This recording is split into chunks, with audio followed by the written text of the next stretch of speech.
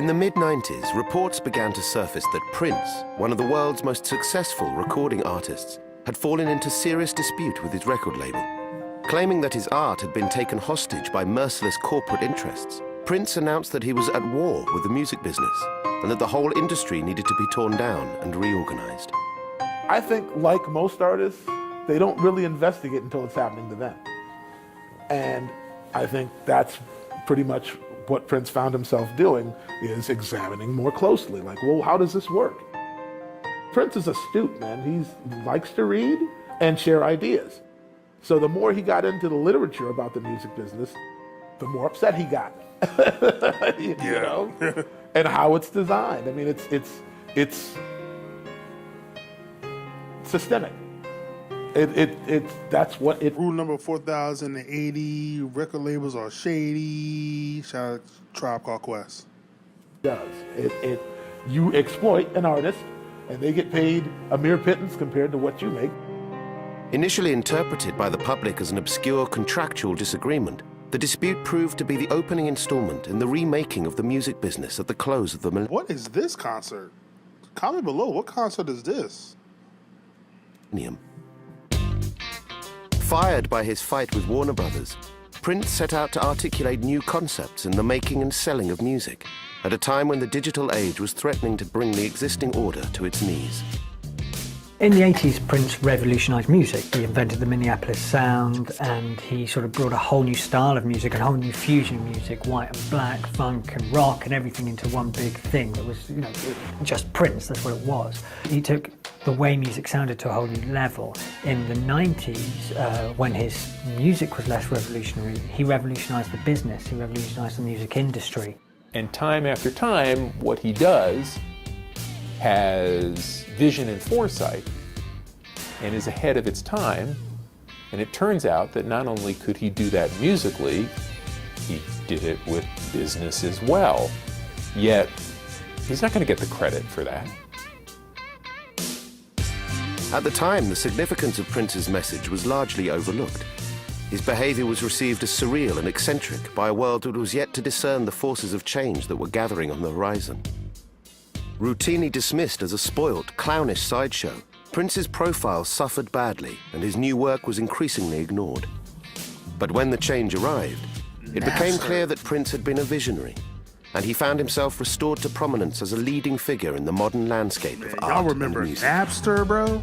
He was just out of sync at that time. His time had passed, and he had to wait for it to come around again, which it inevitably did. By the time it came around again, it's like now he's comfortable with being a legend, playing the music that he makes, not trying to be a hip-hop artist or a this or a that, and just embracing who he is and what his gifts are. And the audience was there for him to the point where he tours more successfully today than he did at his peak. So without even selling any records, he sells more tickets than he did with Purple Rain. Go figure. Really? He stepped out on faith by even putting out records independently and doing things like selling through the newspaper, which is why he's gotten a lot of flack from the powers that be. They don't appreciate that because then that stimulates the minds of people who are coming up. And as you see, even the younger generations now, oh, it's just academic now. This is what they do. So yes, it has helped him. And whether he gets all the credit now or, 20 or 50 or 100 years from now, he will go down in history as one who did something that was revolutionary.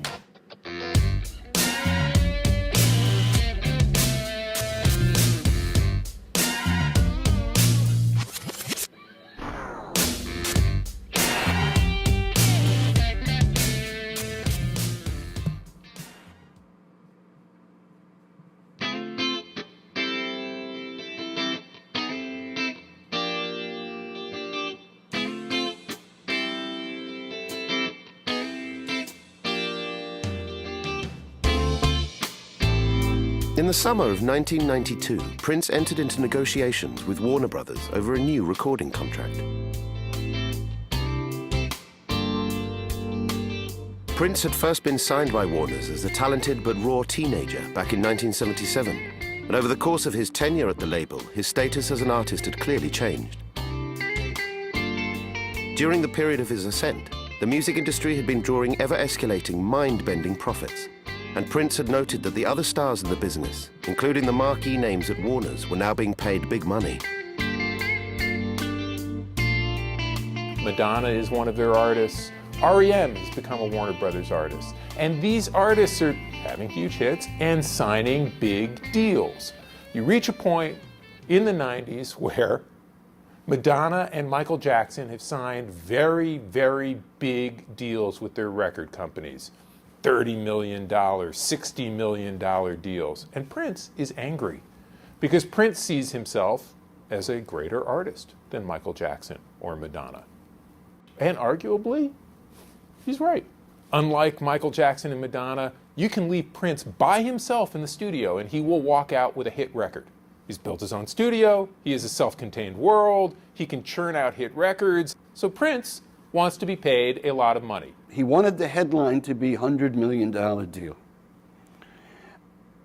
And he became so fixated on waking up to see that headline in the newspapers that I could argue he didn't care how he got it, at least so it seemed. $100 million reflected the general self-confidence of the music business at the turn of the decade. During the 1970s, as rock and roll matured, the appeal of black music expanded, and the public appetite for their product proved insatiable, the major labels had perceived an opportunity to generate enormous sums of money. In the 1980s, they had consolidated, and the commercial face of music changed radically. The record companies that had started life as the fiefdoms of wealthy music enthusiasts and charismatic impresarios had transfigured into enormous corporate concerns. Multinational entertainment conglomerates staffed by sharp executives with one eye on stock prices and the other on an apparently limitless torrent of revenue. Artists' profiles became ever larger, with MTV and stadium tours amplifying their cultural presence and global reach. Of the superstar acts that were made in the 80s, Prince was arguably rivaled only by Michael Jackson and Madonna in terms of fame and significance as a solo performer. He had carried that level of standing into the early 90s, and by the time that his contract fell due for renewal, Prince was once again busy at the top of the charts with 1991's Diamonds and Pearls. By the early 90s, Prince had more or less come out of the 80s as sort of one of the biggest stars of that decade, and he'd made himself the first artist since the Beatles to hold simultaneously the #1 single, album and film position for When Doves Cry and Purple Rain.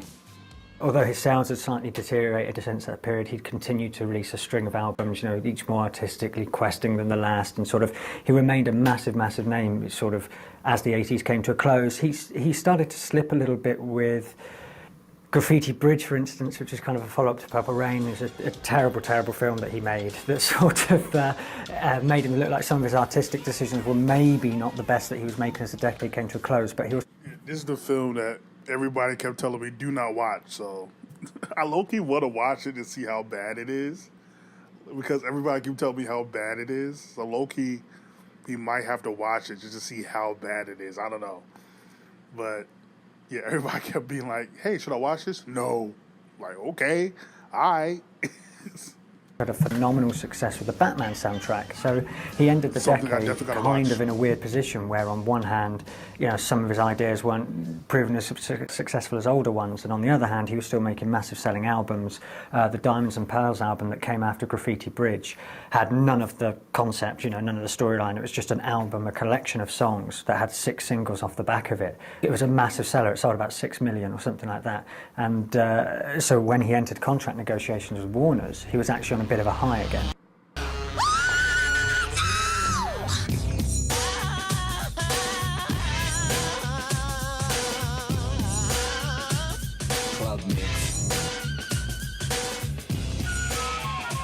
Diamonds and Pearls came at a time where Prince arguably needed a hit record. His contract was up with Warner Brothers, due for renegotiation. I don't think there was ever any indication that he really wanted to go elsewhere. Perhaps he understood, he would never admit to, but perhaps he understood that the other majors weren't of the cultural proclivity to indulge him the way Mo Austin and Lenny Waronker at Warner's had.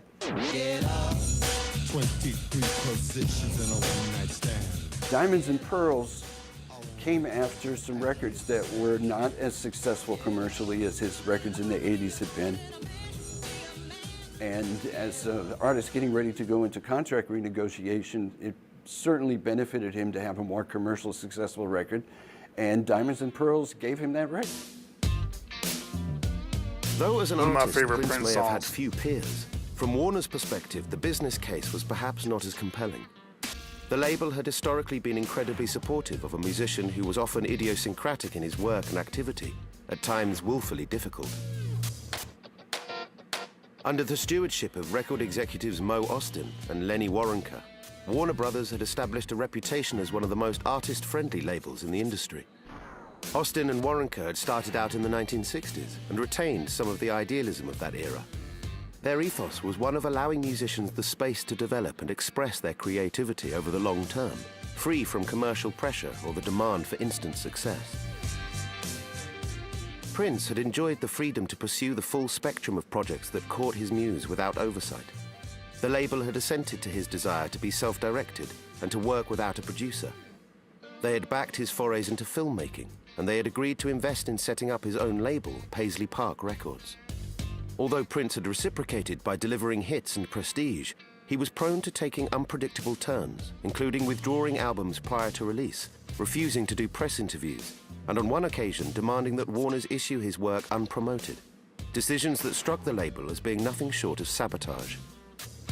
When measured against the other big-name acts of the era in hard-nosed financial terms, Prince was not necessarily a safe bet. Yeah, I think the one thing with Prince is he did not like doing publicity. He did not like doing interviews. He wasn't, for someone that's kind of known for, I guess you could, like, being a partier to an extent, he did not like the public eye when it came to, like, talking to the media, which I understand, but that's kind of like part of the gig. Like, you got to do that type of stuff. So when it comes to certain business, you kind of you gotta do it, man. Like, but I don't blame him though, because the media sucks. So, and certain things when it comes to promotion sucks. But yeah, Prince is for sure off the wall. You see, like, because comparing the Michael. All right, I'll shut up now.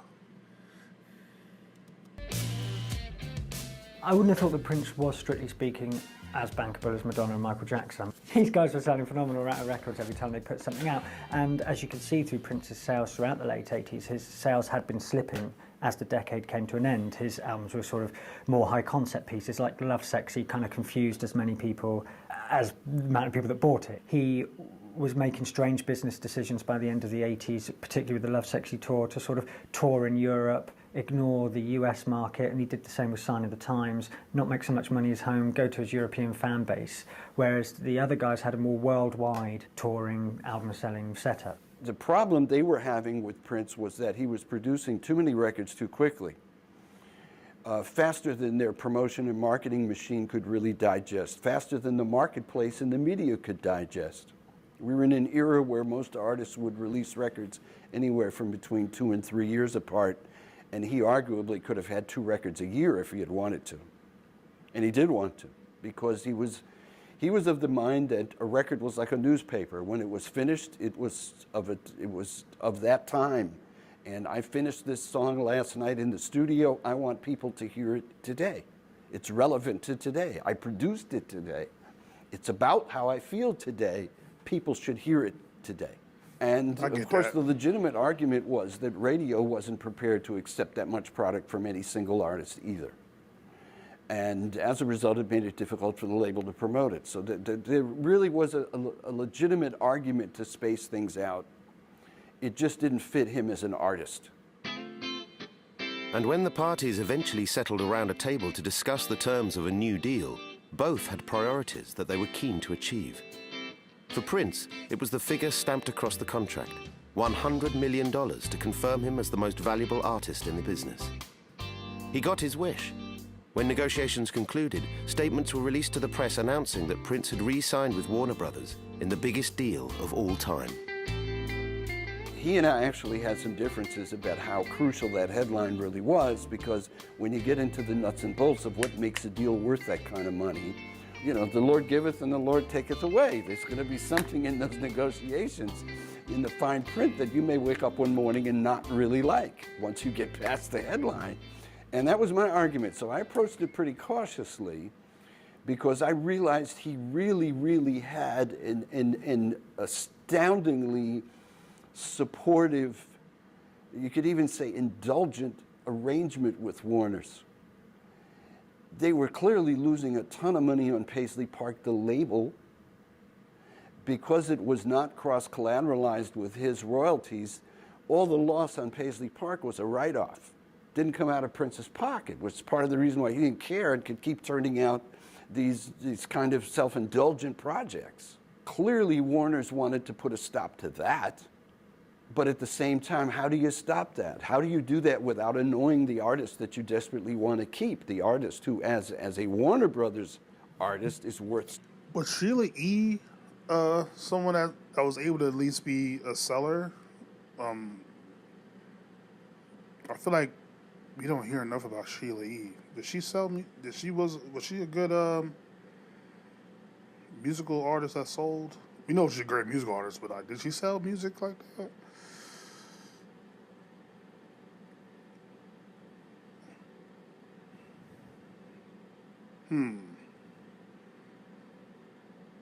Yeah, I think if you just focus on Sheila E. and Prince, y'all would have been good. So much, not just in terms of sales, but in terms of the cachet. Because when you have an artist like Prince, it's attractive to signing newer artists. I mean, he's a flag waver for you as a brand name. So they were in a bind where they were looking for any means with which to cut their losses on Paisley Park, the label, without doing something that would affect their relationship with him as a creative entity.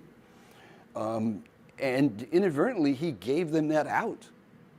He gave them the means that they needed by saying, I want this $100 million deal. I'm fixated on the advances I get from my records. That's really the most important thing to me. And everything else be damned at the end of the day.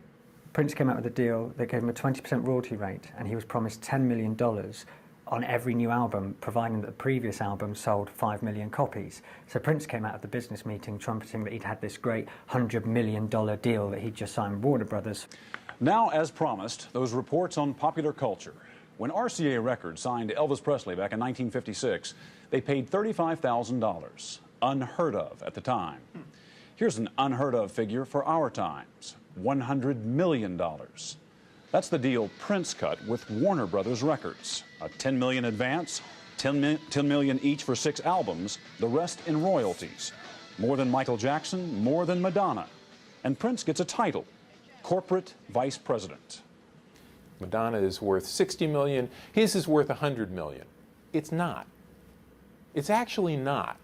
There are articles immediately at that moment in the press saying, it's worth up to $100 million. I know these people working with Prince are saying it's a $100 million deal, but it's only worth $100 million if each one of his next 5 records sells 5 million copies. Now, in the 90s, that seemed possible. Today, of course it seems impossible. And even then, it seemed only possible, not probable. Gearing up to launch a new album and a tour right now is Prince, whose upcoming LP Diamonds and Pearls will unveil his latest band. Prince stopped by his label Warner Brothers Records last week to give staffers... I feel like it will be possible if Prince continued on the trajectory of doing your Purple Rains, Diamonds and Pearls type albums. The problem is Prince isn't the type to cater to radio or cater to what's popular. He has his own groove and his own whatever vibe he's on at the time that's going to be maybe completely different from what the norm is or completely different from radio or what the label wants. Therefore, it might not be as popular. Therefore, it might not sell as much or be promoted as such. So you're definitely in a pickle there. He's definitely in a pickle when it comes to that. Sneak preview of his upcoming Diamonds and Pearls album. I'm Diamond and this is Pearl. Any contract where an artist guarantees that they're going to sell 5 million copies of anything is risky, to say the least. But Prince was in a very good position to do that at the time. Creatively, it's hard to say. The muse is an unreliable thing, and even though he was enormously successful, if not necessarily as innovative as he had been in the past, he'd had huge commercial success with Diamonds and Pearls, and he seemed poised to continue it. Diamonds and Pearls had sold 5.8 million copies. 5.8, not 10, not 12, and not 6. It had sold 5.8 million copies, so he had to keep at that level. And generally speaking, you don't top yourself. A reasonable expectation is you're going to sell about 30% less. 30% less at 5.8 would be under 5 million. Therefore, he's not going to get his $100 million. And in point of fact, he's probably going to end up owing the record company money, because all that money is, well, in advance. It's a loan. And it doesn't take Prince long to realize this. As to whether the deal worked out, which is everybody's question, it's one very simple answer. A year and a half later, he had Slave on his face. With his new deal secured, Prince refocused his attention on music, though the terms of his agreement now set a high bar for the commercial performance of any upcoming releases. Prince had assembled a band, the New Power Generation, to whom he had given co-billing on Diamonds and Pearls, and had moved away from being a solo, electronically driven artist to working more collaboratively within a traditional group setup. Diamonds and Pearls and its accompanying tour had been enormously successful, and a follow-up record was almost complete before the ink had dried on the contract with Warner's. Keen to maintain momentum and push into the 90s with a new sound, the band worked intensively in the studio for what would become popularly known as Love Symbol, after the unpronounceable symbol that took the place of a title. We were really, really tight after the Diamonds and Pearls tour and that album.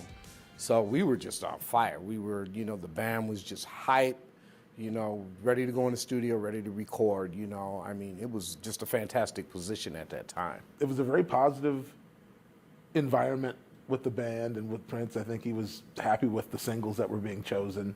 The sound of the New Power Generation, I think, was much more commercial than what Prince was doing prior to.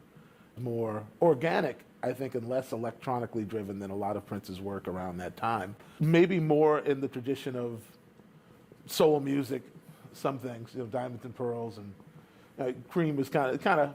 It's a lot of it was. There was a throwback, but there was a modern element too. But I think it's what made that period of Prince's catalog stand out is that he leaned much more on the ensemble. I think he wanted to do something that was a little out of the box because Diamonds and Pearls was it was commercial, pretty commercial actually. I mean, it was like kind of asymmetrical, but very well done album, but it was a lot more commercial than things he had done. I think he wanted to do something else, something that was more expressive of his creative side, He always tries different styles of music, We grew up together as kids, we used to jam and play all night as kids, funky, because, we had all the great funk records at that time, So that's in his DNA. That's just something that's going to come out anyway. But I think once we had that particular that band NPG, that was just a whole nother monster. That whole band was just funky as all get out. It was just a great band. The New Power Generation, just taking control. Yeah. Introducing Maite. Hello, darling. So far with me. Tony M, Kirky J, and Damon D. The lineup of the New Power Generation included a rapper, Tony M, who featured prominently on the Love Symbol album as Prince attempted to address the changes sweeping popular music during the late 80s and early 90s. The coming of hip-hop had made a major impact on black music and culture in particular. The funk and soul jams of Prince's generation were subject to a wholesale clear-out as rap became all-conquering.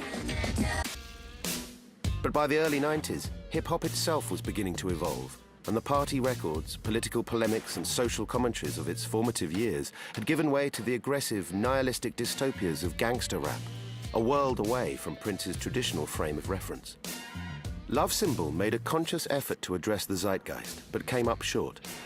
Alongside a narrative concept and spoken word segues that confused audiences. At the same time, MC Hammer was going diamond around the same time, so it's still like, 92, 93? Like, I don't think until like 94, 95 is when it starts getting like, okay, we done with the party records for real. But I think he still had a year or two if it's still in the early 90s. Now, if it's the mid-90s, then yeah, he in trouble. he in trouble. The album's melange of funk, soul, and R&B included an attempt to incorporate rap, most notably with the singles Sexy MF and My Name is Prince. Both tracks charted poorly in the US, placing at numbers 66 and 36 respectively. Coming after the recent hits from Diamonds and Pearls, it represented a drastic decline in fortunes. As for Prince's fabled $100 million, it had evaporated. Released in October 1992, Love Symbol struggled to achieve 1 million sales, far short of the minimum 5 million required to secure his advance from Warner's. The new era had got off to a shaky start.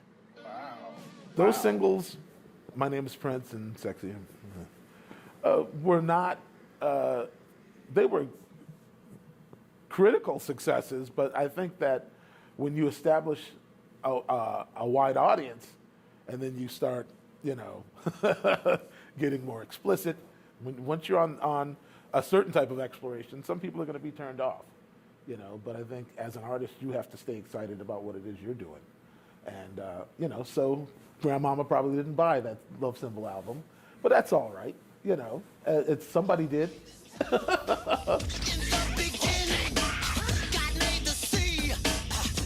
Yeah, I think also the problem is, again, I grew up in a Michael Jackson household. We didn't listen to Prince like that because his albums were too explicit. So, yeah, Michael Jackson, you can listen anywhere. You can listen to it at church. You can listen to it at graduation. You can listen to it at home, barbecue, wherever. At the school dance. Prince, it depends what you're playing. But Michael, outside of probably a history album where he was getting a lot of things off his chest, every other album is commercially, universally acceptable anywhere. So, yeah, again, Prince kind of shot himself in the foot on that. But again, he's a true artist. So that's where it kind of, it's like, what do you do in that situation? He's a true artist in every sense of the word. Does he stifle his own creativity to pander to being more commercial, or does he stay true to himself and risk losing on a ton of money? Well, he made a certain decision.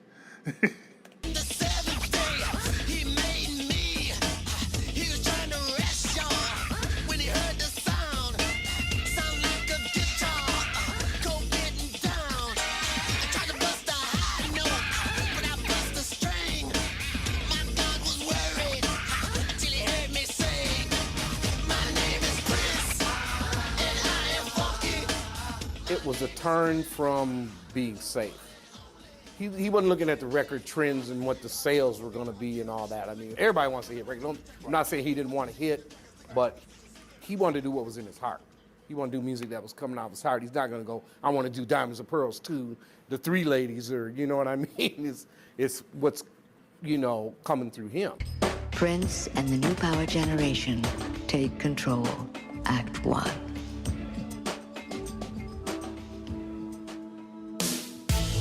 Prince looked to give Love Symbol a boost by going out on his first US tour in 5 years. Commencing in March '93, Act 1 took part of the concept behind the album, a love story centered on his future wife, Maite Garcia, and reimagined it as a theatrical live performance. With a second set dedicated to the hits and the shows staged in small, intimate venues, the tour proved popular and tickets moved fast. Oh, it was sold out every night. At that time, we were a polished and well-oiled machine at that point, so we could turn the corner, and he wanted to do something a little more theatrical for the show, which was cool because it was more like a theater tour. It was groundbreaking in a lot of ways, Prince would show us the, like the reviews, and the reviews were stunning. They were incredible.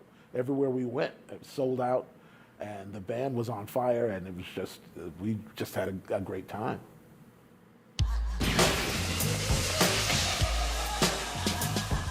But the success of Act One failed to translate into greater sales of Love Symbol. Prince found fault with his label, claiming that their promotional efforts had been lackluster. Given that the album's third single, Seven, had recently broken the top 10, executives at Warner's responded with raised eyebrows. Seven had been their pick as first release, but they had agreed to Prince's demand that the notably less popular Sexy MF take precedence.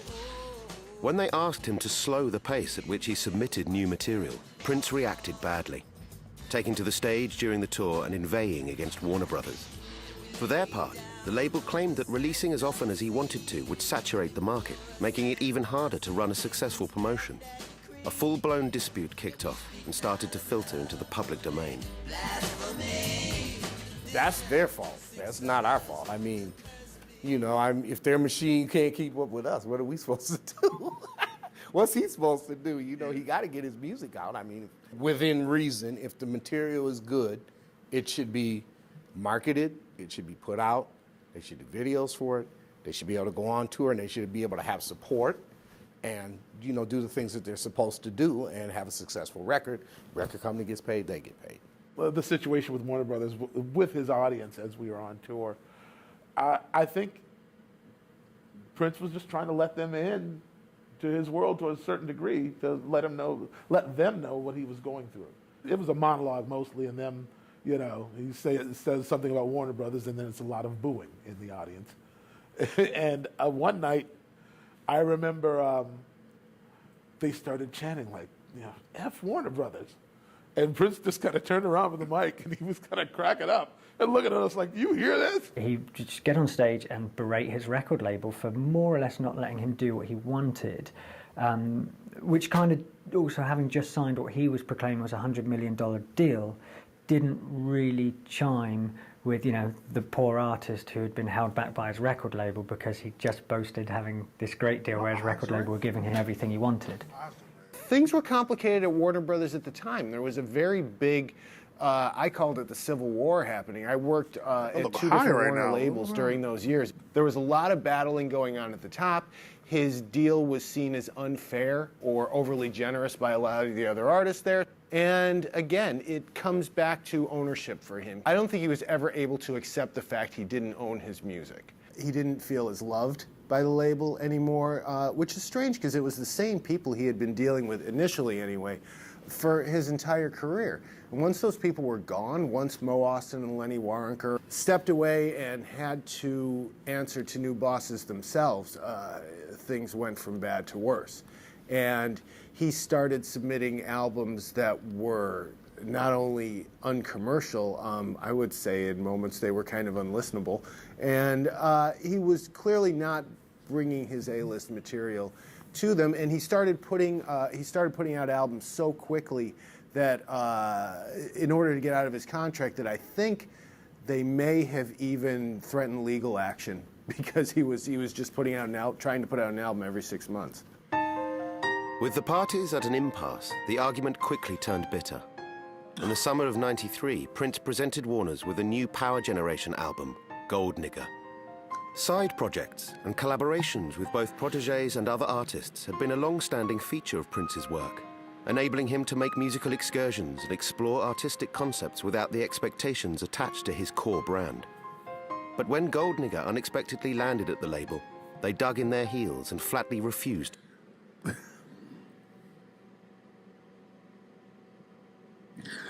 To hear this UK or whatever voiceover talk about when Gold Nigger, I did not. I'm sorry, it just threw me off, man. Release it. I can't believe he really called the album Gold Nigger. My nigga Prince, man. Like, yo, he called the album Gold Nigger. Like, what you thinking, nigga? You trying to be Nas? Well, no, Nas did that like, wait. So it was some years later, but come on, Prince, man, what you doing, bruh? Prince was dismayed. He responded by pressing up the album himself, distributing through a telephone order service and merchandise stalls at his shows. This foray into independence in turn provoked the ire of Warner Brothers, who dimly viewed it as a naked breach of contract.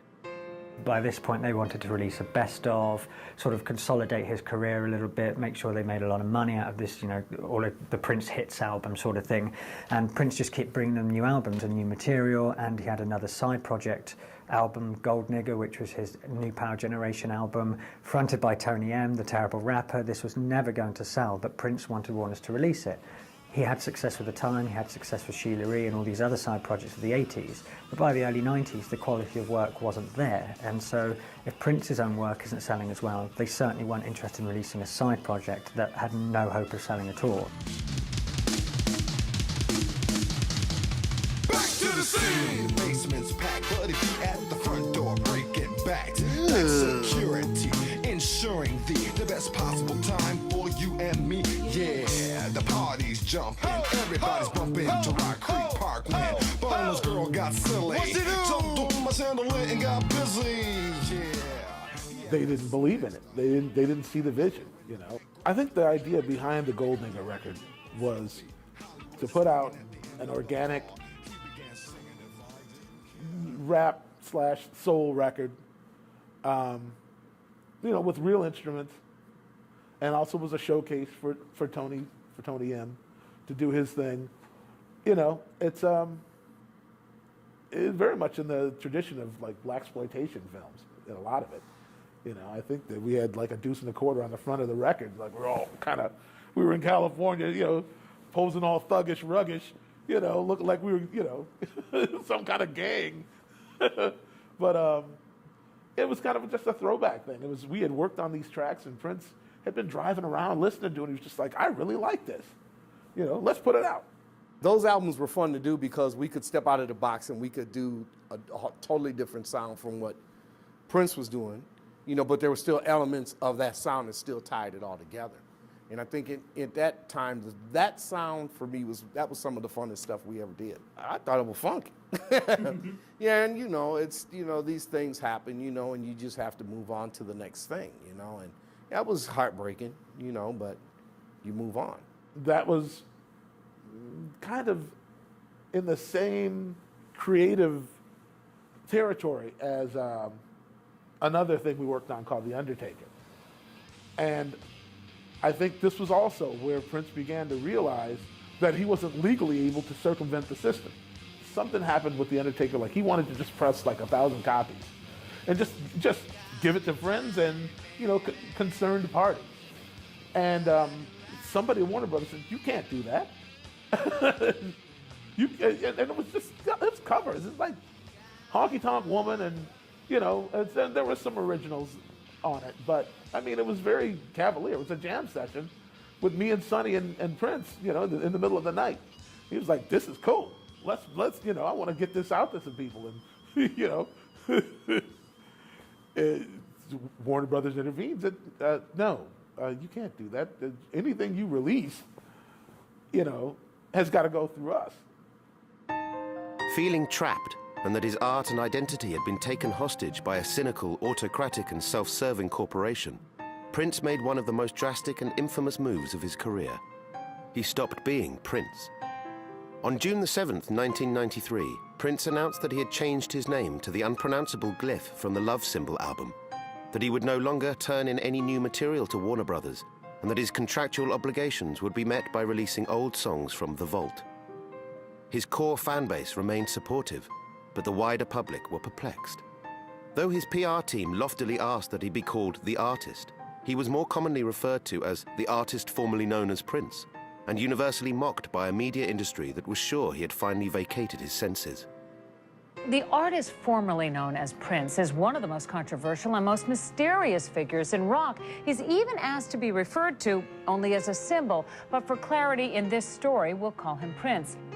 That extraordinary moment where Prince changes his name to the symbol, a symbol that nobody knew how to print. Warner Brothers actually was on the hook to produce like little round discs full of the software to hand out to people at magazines so you could reprint Prince's name the way he wanted it printed. Crazy. Well,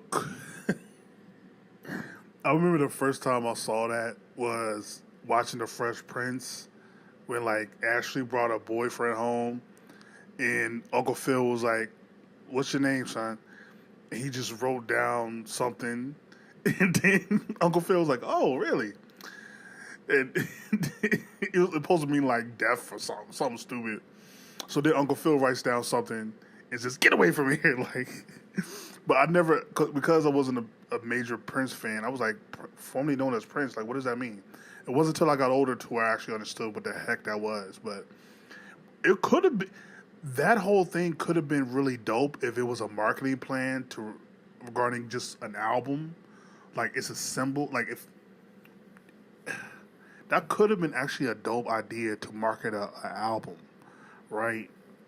But yeah, Prince just, I want to side with him so bad, but just like,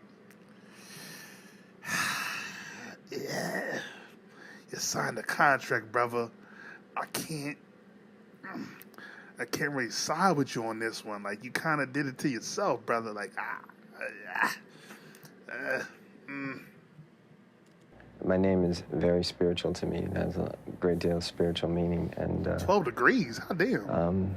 One day maybe I'll hear a sound that will best give me the feeling of what it's supposed to be. But for right now, I just go by the look of it. At that moment, his complaint is that Warner's isn't giving him ownership of his intellectual property. That's the way we would phrase it today. It becomes an intellectual property battle. I made this music, why don't I own it? Why don't I own my masters? Wait, why don't I own my publishing? All things that Prince continues to be obsessed with to this day. And yet, at that time, these were things that musicians didn't talk about that much. Now, not that unusual to find either an indie musician talking about, well, I want to stay at an indie label because I want to own my work, or to find someone, a veteran artist, saying, I'm suing my record company to get back my rights because under copyright law, and then it just becomes a lecture. But at that time, we weren't really used to artists making these complaints. It seemed like belly aching. I mean, it seemed like someone who's famous and rich complaining that he wasn't rich enough.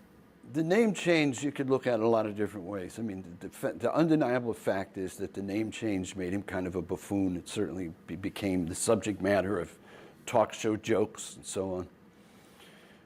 He had to see that coming. I can't imagine he didn't. That's right, the artist formerly... What do you call him? Well, you got to hold up this thing. No, seriously, what do you call him? Well, this right here. Oh, can I call him Prince? Oh, no, you have to hold up the thing because he's the artist... Hey, Paul? Oh, Lord. The dispute and the name change were unquestionably damaging to Prince, especially the name change. I think I'll call him Prince. All right, why don't you just get a cab and go home, all right? Check it out. His behavior had been strange.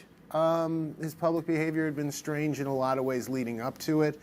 And when you do something like change your name to an unpronounceable symbol, sure, it's an interesting publicity stunt, but if you're at a news organization, let alone a record company, okay, when you're talking about the artist's name, the amount of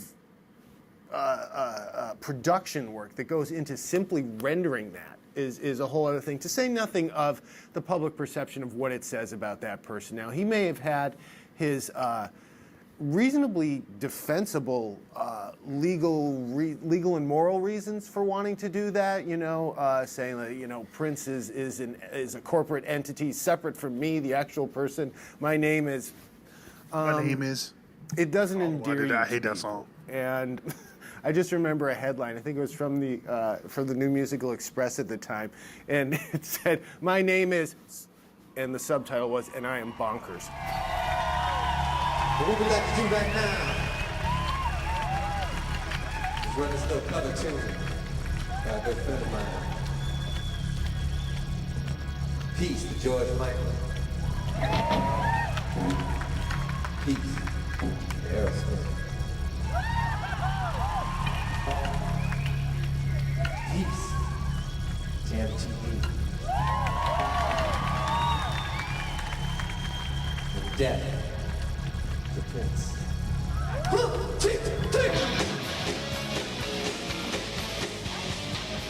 How Having proclaimed that he would no longer submit records to Warner Brothers, but yet still under contract, Prince found himself in a bind. The genesis of his argument with the label had been his prolific output, yet any new work would not now reach the public ear. Though he had picked a fight with his paymasters over releasing his work, Prince was confronted by the reality that he may have thrust his whole career into limbo. Here was a man who, in the late 70s, negotiated not to have a producer. He had an executive producer on his first album, but he wouldn't have an actual producer on it. And that was, his first battle with Warner Brothers. He'd won. His second battle was Dirty Mind, when he wanted to release a really raw, stripped-down album. Warner Brothers said that he needed to add overdubs, kind of clean it up a bit, but no, it came out as Dirty Mind, this record that Warner Brothers didn't expect. It was more new wave than R&B. Later on, 1999 comes out as a double album. It's another argument that Prince has won with them. And I think that you see a succession of Prince getting his own way, that when he enters the early 90s, he kind of assumes that, he's going to still get his own way. And you can kind of see why he would, but also there's certainly a touch of hubris in what he was doing at the time. He kind of couldn't really see that the quality of work wasn't necessarily there. He was more convinced that people would just accept what he had to give them. He wasn't really questioning himself or his artistic or quality control at the time. We were working on new music that was not intended to be released by Warner Brothers. Prince didn't want. Some material actually did come out. I mean, it all came out eventually, but at the time, we were working on a collection of songs that included stuff that was on Come and stuff that ended up being on the Gold Experience. And for a while, we rehearsed all of it without knowing which album was coming out next, what was the sequence, how the songs are going to be separated between the two. And I don't think Prince had figured out a way yet to sidestep Warner Brothers and do it on his own. The dispute with Warner Brothers had a direct effect on our working environment, and the fact that, Prince would basically be talking to somebody at Warner Brothers or his lawyer, and we'd come in for rehearsal and we'd get called up into his office, and he needed to vent. He needed to explain, himself for his own sanity, I'm sure. He needed somebody to bounce these ideas off and talk to. So we'd get up there and he'd be, visibly upset. And, you know what Mo Austin said to me? Oh, blah, blah, blah, blah, blah. And we're, ooh, oh, wow. And so I think his consciousness was inundated by the ongoings.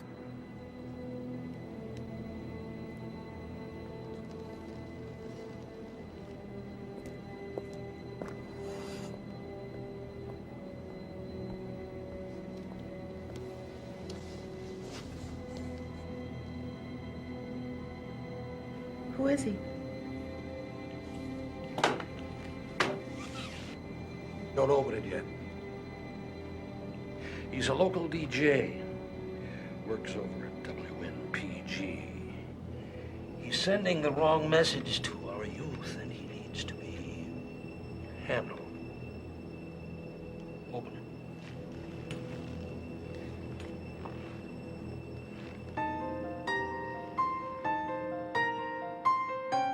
And with corporate restructuring kicking off the civil war at Warner's, Prince's former allies at the label were being steadily purged. The unsentimental, commercially focused executives who took their place had little patience for truculent outbursts from their artists and began to dismantle the empire that Prince had managed to build during his years at the top. Paisley Park Records, his own label and vehicle for many of his side projects, functioned as a joint venture, with Warner's underwriting distribution and marketing. Although some of the product emanating from Paisley Park had been widely derided as indulgences for Prince's latest girlfriend, there were also legends of times past on the roster, including George Clinton and Mavis Staples. Warner's, however, were sure that the whole enterprise was an uncommercial folly, tolerated as a favor to an artist who repaid them with insults. In February 1994, they pulled the plug on Paisley Park, withdrawing their distribution deal and sinking the business. They certainly were looking to needle Prince and withdraw their support from something that he obviously still wanted to keep it going. He still had things that he wanted to release, side projects he wanted to release, and I think in withdrawing their support from that, it was a bit of a stab at Prince, who was going out saying Warners aren't letting me do what I want, where they said, well, if you're going to do that, then we're going to show you we're not going to let you do what we want, and you can't have the money to carry on doing it. When Prince started the label in the 80s, he had so many side projects and so much extra material that he could give away. It was kind of seen as an extension of the Prince world in a way. He had groups like The Time, he had Sheila E., he had Vanity 6, he later had Apollonia 6.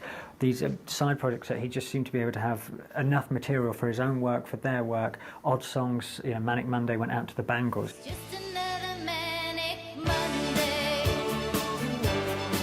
It seemed that he could build like a P-Funk style empire under Paisley Park. In reality, it didn't really work that way. Part of the problem was that Prince was only ever really interested in producing bands that he wanted to create anyway.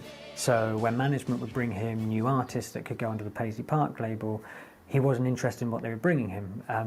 It also became quite clear as time went on, I think, that Prince was kind of also interested in mostly producing albums by girlfriends. Kind of made Paisley Park a bit of a laughingstock because the quality from Prince's material wasn't there, certainly the quality in the artist wasn't there, and so he ended up really asking Warner Brothers to bankroll a vanity label just as an extension of his playground rather than an actual working, functioning label. And again, I think Alan Leeds has gone on record as saying, he had a tough time making Warner Brothers take Paisley Park seriously when Paisley Park didn't want to be taken seriously itself. Everybody was frustrated with Paisley Park, the label, simply because, simply because the records it had not been a successful label. Warner's was saying that it was because Prince wasn't accepting his responsibility as an A&R person. As a label chief, he wasn't producing the kind of product that was contemporarily competitive. His position was, my product is what it is, and it's your job to market and promote it, and you're failing me there. Both sides were right. It was a constant struggle to get any kind of major attention from the promotion and marketing people at Warner's. They wanted to be supportive, but they didn't really believe in the product. The fact is, we were giving them what those in the industry call difficult records, meaning they weren't easy to promote and market to radio, which at that time was the only way you knew how to promote a record, was to go to radio. They kind of had their heads in the sand as to any kind of alternative means of promoting and marketing, which was always a source of frustration to artists and producers. And to me as a label head, it was as well, because I said, we've got some viable product here that people who find it really like it. It has a place in the market somewhere. So how do we get it to that place? And if we have to bypass the normal route of going directly to urban radio or pop radio, whatever these formats are, then isn't it our job to figure out the detour in order to reach that public? But the labels just weren't prepared to do that because they were on kind of automatic pilot. They had enough product to feed the machine, so they didn't have either the time or the energy to do anything that was the least bit creative or off-center. Yeah, again, I agree with Dude that it is a collaborative effort. Like,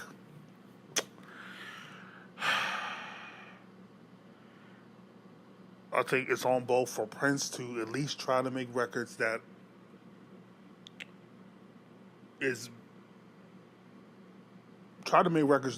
you can sell, because it is a business. You are trying to sell a record, but also it's on the label and the execs to figure out, okay, how do you market this? That's your job. Okay, we're not giving an easy record to sell. Okay, how do we make this feel like something that people need to listen to? Or what stations or what places do we need to go to get people to listen to this that we know probably will be more into this? So it is a collaborative effort. I wonder for people, because was this the early to mid 90s? For Prince fans in the early to mid 90s, how did you feel about Prince at this time? Like, do you feel like he was being too experimental? Was he giving you too many? Well, I know Prince fans are gonna be like, he was giving me too many songs. Do you feel like was he misunderstood, or did you understand him? Do you feel like it was hard to get his music? Like, how did you feel about him during this time? I'm very curious. Cause it seemed like Prince was just at least how they're painting it, and for what I've seen, seems like Prince is all over the place. Like, it doesn't seem like he really knows what he wants to do. I don't know, but interesting. And Prince has had about 50 different hairstyles. We're only like 45 minutes into this goddamn doc. Prince's frustration with the complacency of the music business, coupled with his immediate need to find a way out of the stalemate with Warner's, gave him a radical idea. He devised a plan to release a single independently and promoted himself via his new NPG Records imprint. Incredibly, Warner's granted him leave to do so, and on February the 14th, 1994, The Most Beautiful Girl in the World was issued globally, with distribution support from the small independent label Bellmark. The litmus test was The Most Beautiful Girl in the World. Put the one single out, got the money behind it, the promotion, maxi single, we did the whole world on that song. What a great Most song. Beautiful Girl in the World, they finally kind of gave him a chance to do that. I think they were fed up of the nagging, and I kind of think that they wanted it to fail. If they had believed that much in the song, they probably would have taken it for themselves. So what Prince did, he went off on his newly launched NPG record label. He plowed $2 million into financing and promoting the song and had this great worldwide campaign. He really created this great hype around the song so that by the time it was ready to come out, everyone would, this was a really big deal. It was unusual because I can't ever remember a superstar single being available outside of the normal distribution channels. It was harder to find than a lot of the other, than your average releases were, and there was a mail order campaign about it at the time, and it was fairly groundbreaking in terms of what he was later to do, sometimes successfully, sometimes not, in his career. He's always been looking for ways to go outside of the major label model. All of this stuff that happens in the 90s, you look back on it and you think, pioneer. This guy is a pioneer. At the time, what Warner's was betting was, you want to release your music yourself? You think you know better than we do?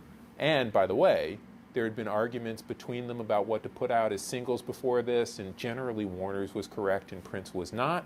And so what Warner's is saying is, you want to do this yourself? Go right ahead. It's going to cost you a lot of money. You'll see. You need us. You don't really understand radio promotion. Costs a lot of money. You'll see. You need us. As it turned out, he has a hit with a big, soppy ballad. Could you be the most beautiful girl in the world? It's plain to see you're the reason that God made a girl.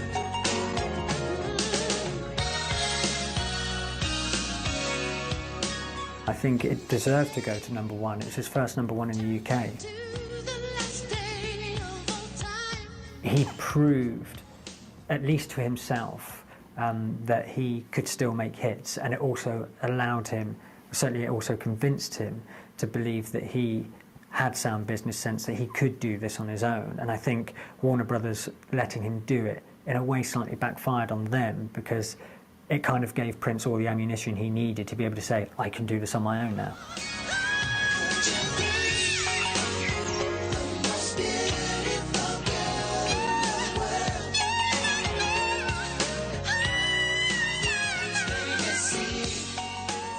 It was an incredible success. But that's one song, and that's an engineered effort, and that was Prince's proof to Warner Brothers, this can be done. But also, I think because Prince knew that it was on him to sell that record, that he wasn't going to give you or try to push a record that wasn't going to be commercially appealing. That song is commercially appealing, way more than the other songs that he tried to first put out as singles.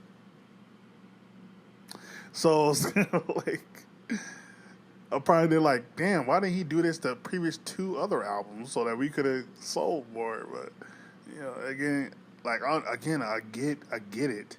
As an artist, you feel what you feel. You want to produce and sell what you want to sell, and probably in your mind, it's going to do great because I'm Prince and the music is great. And sometimes, You just might not be in touch with what the masses want, or you might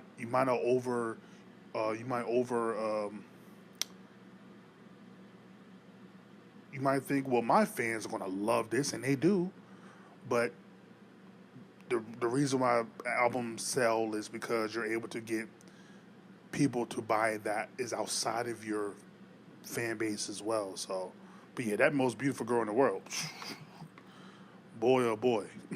So you guys are cramping my style and keep me from, being as successful with my music as I can actually be. So, it was a good thing, it was a bad thing. Because if Prince has shown that he's correct in his revelation, you can't stop him. Again, this is a prescient move. At the time, it just seemed a little weird, and it would get weirder. Every step along the way after this, things get stranger and stranger, and actually more difficult. Although The Most Beautiful Girl in the World had been a global hit, it was not a magic bullet, and the wider problems persisted. Prince had recently suggested to the label that he would submit 2 new albums, Come and The Gold Experience, to be released on the same day, which would put them in competition with each other in the marketplace. Unsurprisingly, Warner's rebuffed the whole plan as a mad exercise in self-immolation and insisted that he work on improving Come. When it was released in August, Prince declined to engage in any promotion, describing the album as old material from a dead artist. What's interesting is that Prince initially wanted to have come out on the same day as the Gold Experience album, thereby pitting the two sort of brands, the Prince and the Symbol brand, against each other to sort of see which one would be successful. And you could kind of assume that Prince was hoping that the Gold Experience would be the more successful album. It's certainly the one that he was promoting at the time and the one that he was playing the songs from live. And so it's kind of a weird, sort of murky period in Prince's career. People didn't like this record, not because it's a bad record, it's actually a great record. It's a fantastic Prince record. Listen to it now, it's great. But it's an album of George Clinton, James Brown, avant funk. It's not a pop album whatsoever. And people did not know what to make of that record. Critics who want Prince to create pop songs disliked it somewhat intensely and very much wrongly. Fans simply didn't know what to make of it. You should do that, baby. Oh, this got their song. Spirits calling. There's a reason why. If you had a chance to see the future, would you try? If you will, so will I. When I call you up, I won't tell you what to wear. Don't be surprised if I tell you to go bare. Long as you wash between your soul and through your hair. I'm gonna do it. I do my duty there. Come's a funny record. It's a very odd, it's a very muddled album, and it's certainly one of the more interesting of his 90s, though. I wouldn't say it's an out-and-out classic. It's bookended by these kind of nonsense songs, the title track and Orgasm, and from the very titles you kind of know what's going on with them. You get a few sort of dance tracks. This is where I don't know what y'all talking about, man. I don't know that it is. Come the album, like it is. I don't know how I would describe it, but it is explicit, I will say. But I think that album is fire, though. Like, I don't know, like that album is fire to me. Like, I don't understand what the difference between an album like that and what was going on by the mid '90s with hip hop. Like, all of it was explicit, all of it was raunchy, all of it was against the grain. Like, that's what hip hop is. Hip hop was. So what's the difference between that and what Prince is doing now? Again, songs like that is blending all these different genres together, from hip hop to funk to soul to pop. Like, it's blending the sounds together, which you would think would be more acceptable. Like, I don't understand. I don't know. I don't get why it wouldn't sell, or would it sell or didn't sell. I don't get that.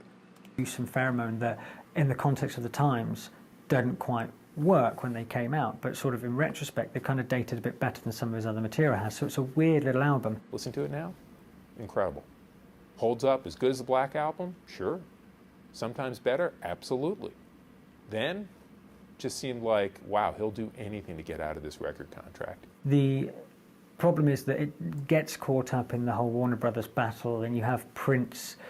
By now, what he's saying is starting to overshadow the music anyway, and it very pointedly has on the artwork the birth date of Prince, 1958, and the death date of Prince on there as well, the year the album came out.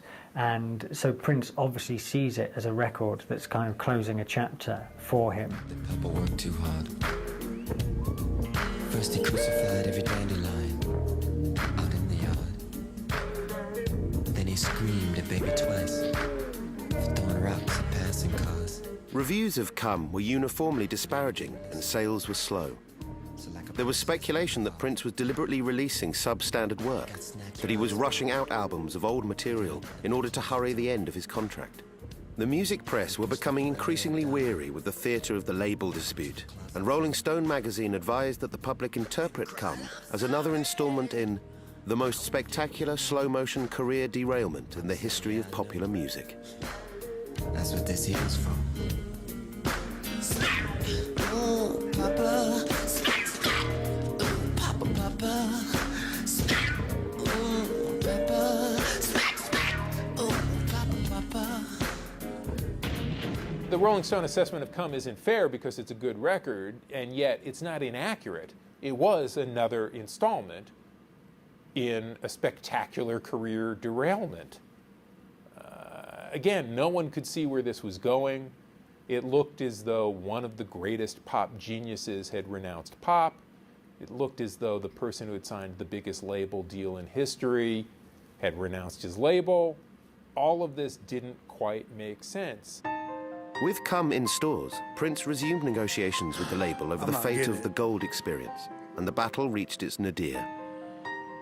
Unable to find common ground, Warner's officially released the Black Album, an extensively bootlegged record that Prince had shelved in 1987. Blows were traded in the press, with both sides taking out mudslinging advertisements in Billboard magazine.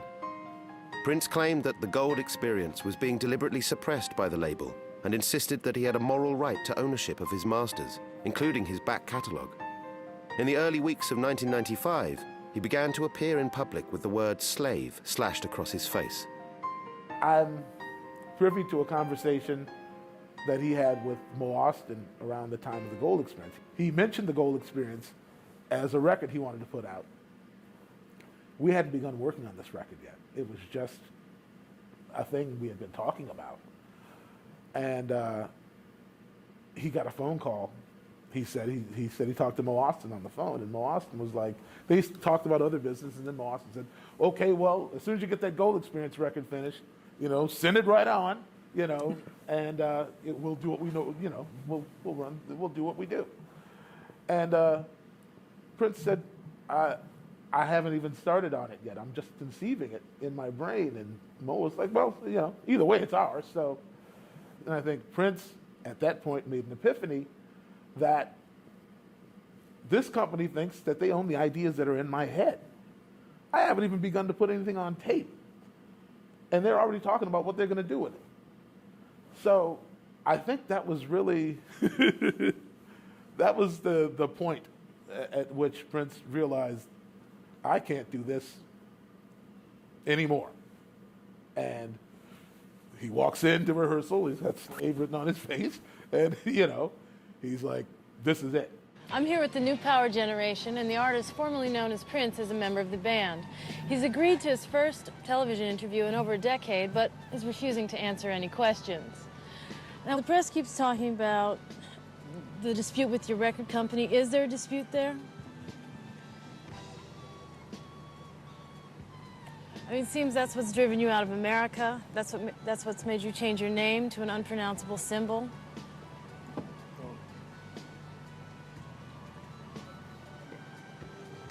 He changed his name because his spirit told him to. A spirit? His spirit. And do you feel freer now that you can't be addressed? A little bit? You seem to be fighting for freedom. What is it exactly that you want to be free from when you're talking about your record company? Is there something that you want to own? Is there something that you want to be able to edit? Is there something that you want to be able to say that you can't? Maybe my take could tell me what? Do you want to own your own masters? No? In your job, can you leave it if you want to? Yeah, I can. You can't? Well, in the record industry, you can't. But can't you just stop performing? Yeah, you can, but That doesn't you can't count get as out. leaving it? Yeah, it doesn't count. What is this, the firm? Yeah. You can't own your masters. You can only make.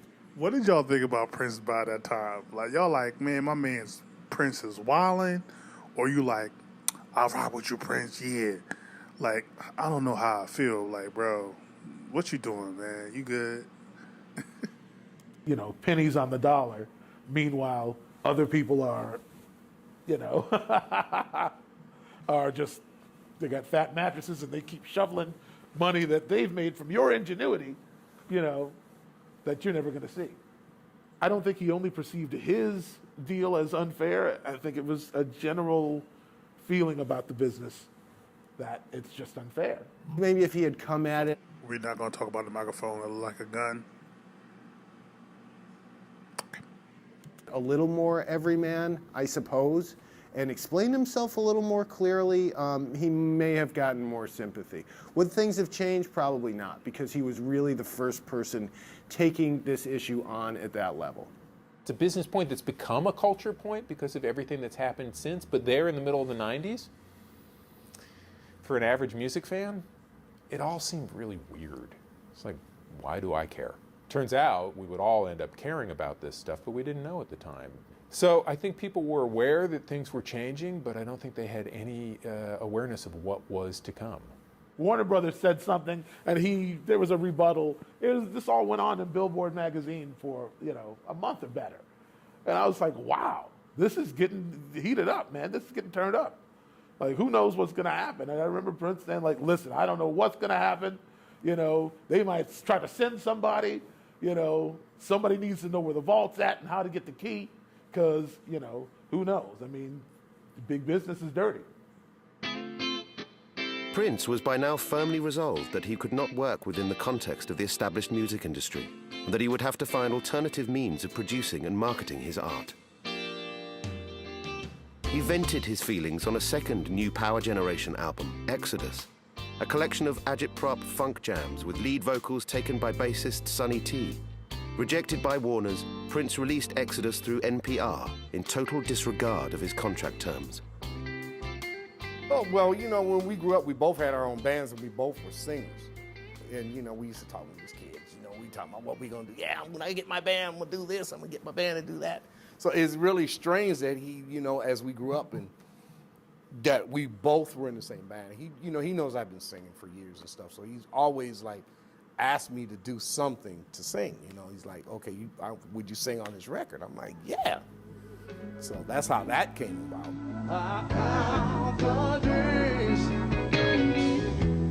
Here's the interview. Here's the time. If I keep your secrets, will you keep mine? If we hurry, we can catch much rain.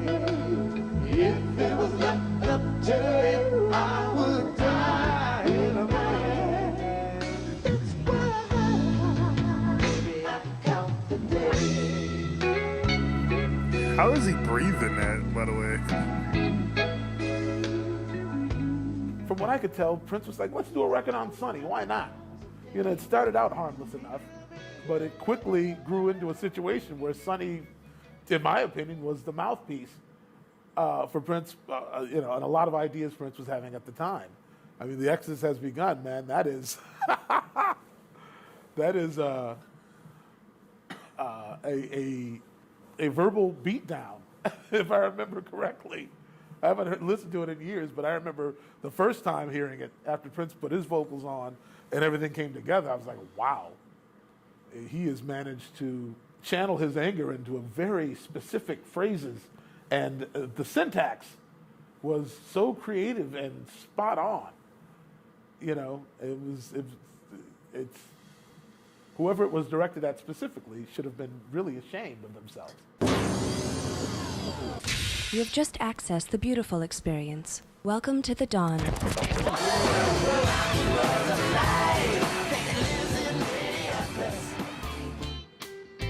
Exhausted by the ongoing conflict and collateral damage to their brand, Warner's finally agreed to release the Gold Experience in September 1995, on the condition that Prince stopped defaming them in public. The album was warmly received and roundly praised as Prince's best work in years. It was clear from sales figures, however, that the dispute had taken a toll on his mainstream popularity.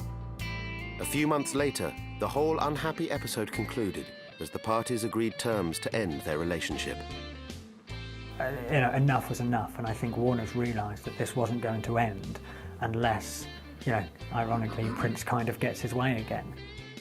You know, not sort of unconditionally. What they ended up coming up with was an agreement that the Gold Experience would come out as a joint Warner Brothers NPG release, and then Prince would owe them 2 more albums from The Vault, and those would go on to be Chaos and Disorder and The Vault Old Friends for Sale, and these would be sort of collections of old material they would have on them, and it stamped very pointedly, originally intended for private use only on the artwork and things like that, that would kind of show what feelings Prince had for these things. They were there, they were kind of, you take these and now leave me alone. And I think they were quite happy to get Prince off their back by that point. The public battle between Prince and Warner Brothers didn't go well for anyone. It hurt Prince's career enormously because people felt he was entitled, and Warner Brothers statements just made them seem even more money grubbing than labels usually seem, which they seldom don't. It hurt both of them, especially in light of the Gold Experience album, which was the best album Prince had made, certainly since Diamonds and Pearls, and possibly even before that. And it was delayed for a year. It came out in 1995. There were at least 2 lyrics on the album that spoke about 1994 in the present tense, and he had been talking about it for a long time. But there was so much bile on both sides that the album wasn't able to be promoted effectively, and it's very hard when you work for a record company and an artist is talking shit about you to feel good about promoting their record and making them a star. It was some of the strongest work we did, but the events and the emotional climate at the time was hardcore, man. I remember coming to rehearsal and just sometimes having a headache just from the stress alone of it was pushing us to our limits. I'll say that as my opinion. We were all kind of just, wow, this is a weird place to be in and unpredictable from day to day. And Prince basically figured out a way to distill his derision into really great art. Prince was, in a way, returning to a form that was more familiar. There was really not, any rap music, any rapping going on. A lot of the musical arrangements were pretty straightforward. And again, less electronics, more real playing. In a way, it was a little bit like a chapter 2 of Diamonds and Pearls with a smaller ensemble and a lot of rage. I think because it was such a scaled down record. It had some bells and whistles on it, but the core of the music was so organic, and you could just hear it come out over all the other things. There's a couple electronic little things on there, but I think because it was just so warm, the sound was warm to it, That was a great record. Before they conquer every heart,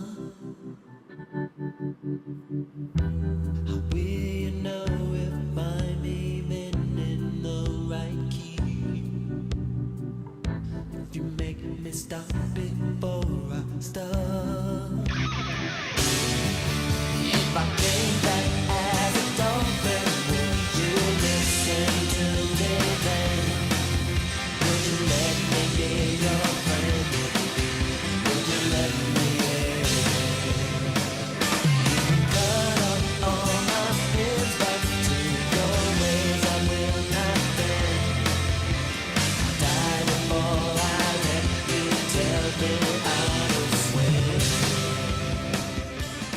Yeah, it's the one that's the best 90s album that Prince has released, and for very good reason. It's, again, kind of like Diamonds and Pearls was in a way. It's a collection of great songs. There's none of the high concept work. There's a bit of stuff. There's an NPG operator telling you Prince is dead.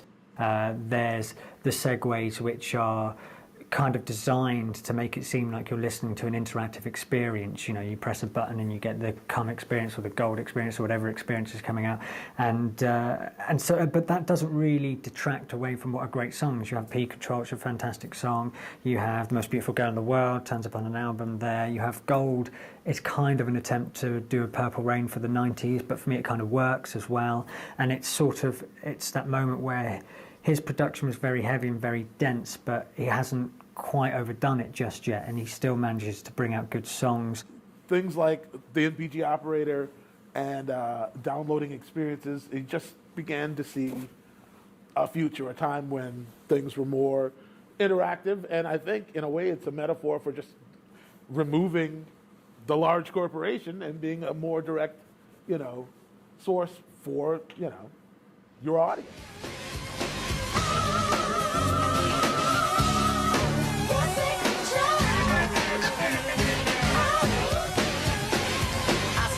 Begins in a schoolyard, a little girl skipping rope with her friends.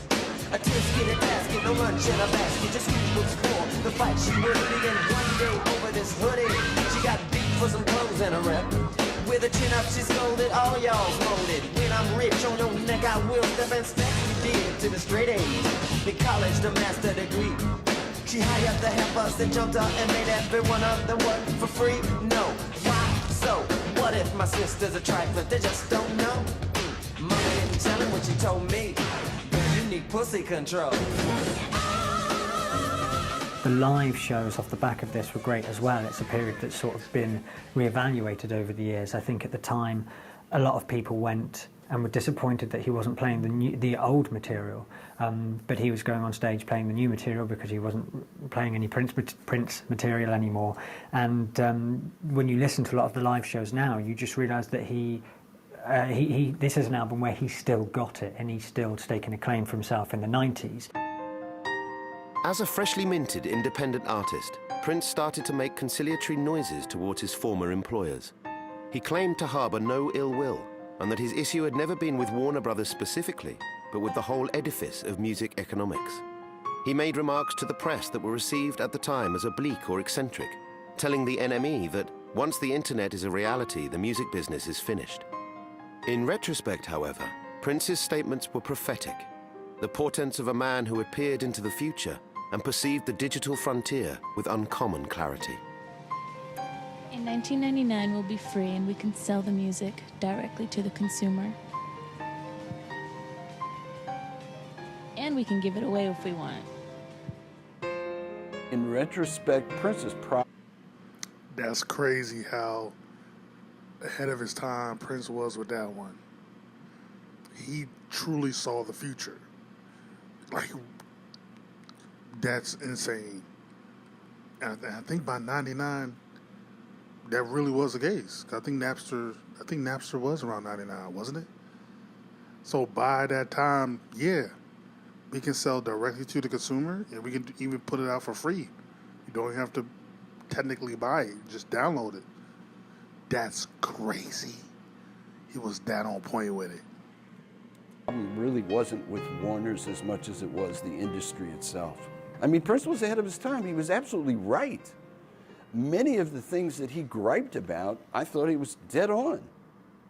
Record companies had their heads in the sand. They were all on automatic pilot. The business model was stale. We would have meetings where he would frustratingly want to figure out alternative ways to release and promote records because he was so dissatisfied with how labels conducted business. Now, he was signed to Warner's, so of course his frustration is directed to Warner's because that's who he was in business with. But it wouldn't have been any different had he been signed to Columbia or RCA or any place else, because it was the business model itself, the industry, and how it functioned that frustrated him. I really think that Prince is a person who has really great ideas, and he sometimes he's too far ahead of the curve, and other people don't know how to catch up with him, and maybe it's not even a good idea, because sometimes if you see too far into the future, it can be problematic for everybody involved. You know, I remember him telling us one day music is going to be sold, you know, back and forth by computers. And we're like, get out of here, man! What are you talking about? You know, but lo and behold, you know. So many things in the story of Prince throughout the 90s feel anticipatory. Feels like he's Merlin, living life in reverse, right? So that in 1995, he says, well, if the internet really gets going, like if there's a real internet, like if what they're saying happens, it's the end of the music industry. And everyone says, come on, man, this is kind of nutty. It's because he's changed his name to the symbol thing, and he's writing slave on his face, and he's got that beard that's not quite a beard, but you don't know what it is, so we don't have to take this seriously. And it turns out he's completely right. Completely right. And his whole attitude about not owning his masters, not owning his publishing, owing his record company money for his work, all of this which leads him to declare himself a slave. Well, if you said that now, if you said the artist seemed enslaved to the record company system, everyone would go like, yeah, tell me something I don't know. In 1992, Prince, he was Prince then, signed a $100 million contract with Warner Brothers Records, the biggest deal in the industry. But their deal turned into a public feud over who would have the control. In protest of that contract, the artist scrawled the word slave on his face. Y'all remember this phase? All those years, or all those times you were walking around with slave on the side of your face. What was that all about? To clarify that, so people don't get the wrong impression, I never meant to be compared to any slave of the past or any slave of the future. The slavery that I had undergone was in my mind, and as well as the business that I was in. We inked a $100 million deal with Warner Brothers, and that turned out to be a little less than desirable. $100 million did? The whole deal deal? did, yeah. What all that meant? Yeah. It's like I was saying before, that you can go in to record, you can go in to do some form of art, and if you have any sort of chains on you, it's not going to come out as cool as it could be. So you felt, as an artist, enslaved? Yes. It sounds like you've grown. Yeah, that's all I was saying before. So as much as I understand the label, as an artist, you want to put out the music that you love, that you feel. You don't want to put out music that you do not love or do not feel. So if you are catering to, well, what's going to sell the most, your heart's not going to be in it. So I get it, and I understand it. So yeah, I get it. I definitely understand. It's just like,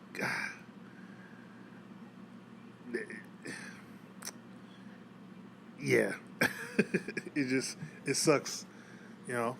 But they just, you gotta be mindful of what you signing before you sign it, man. Same time, like, you just gonna be mindful of what you signing before you sign it, bruh. No, I'm pretty much the same size. You know. Yeah. Yeah. I really do feel I have inside.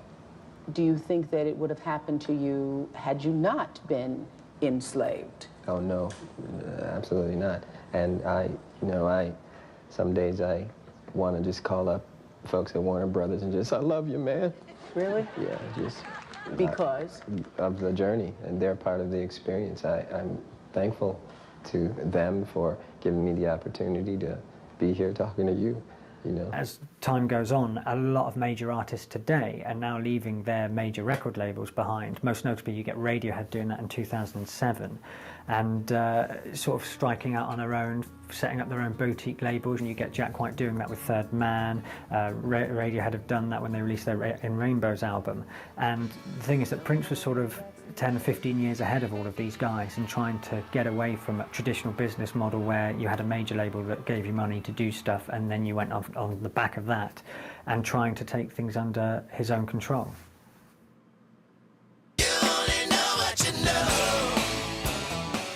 Free to record, release, and conduct his affairs as he saw fit, Prince set about reorganizing his life. In 1996, while Warner Brothers were promoting Chaos and Disorder, an album of cast-offs that they had received in the divorce settlement, Prince was dismantling the new power generation and putting together a different band, albeit still under the same name.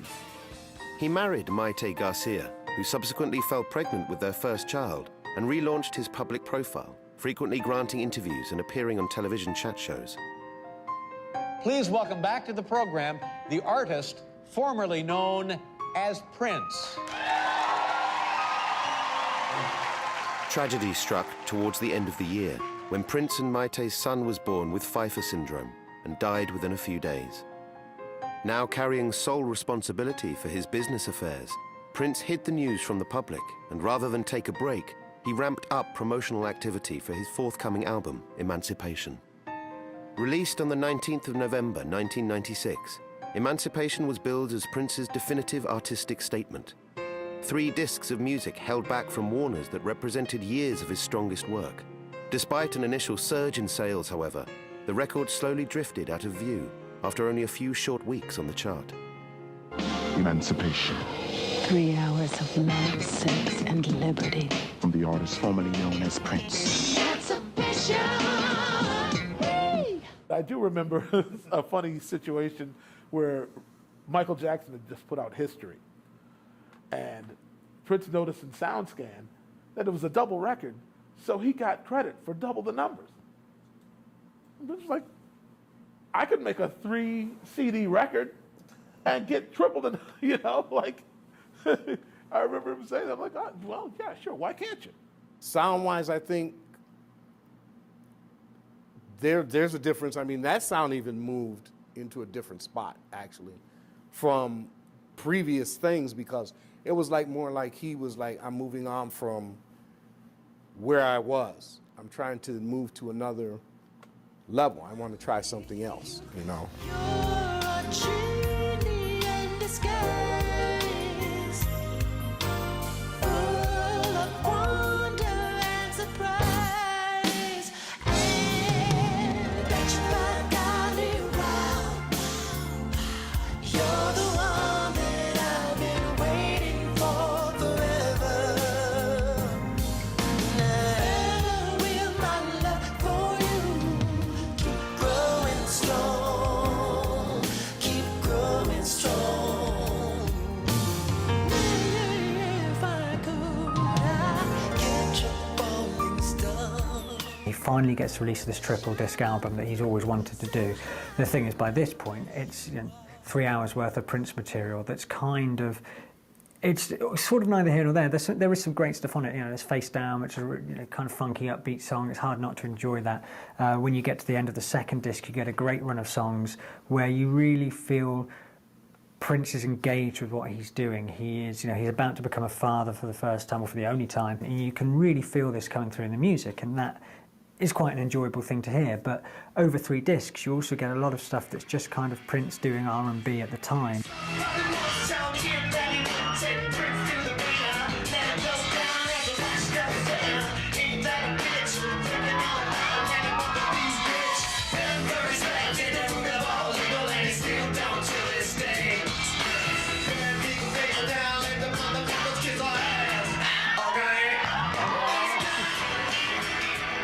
I think that Prince made a real push, and was doing more interviews at the time. He needed to get out there because he knew the next step was going to be, I'm on my own. I need to reconnect with my fan base and gain new fans if possible.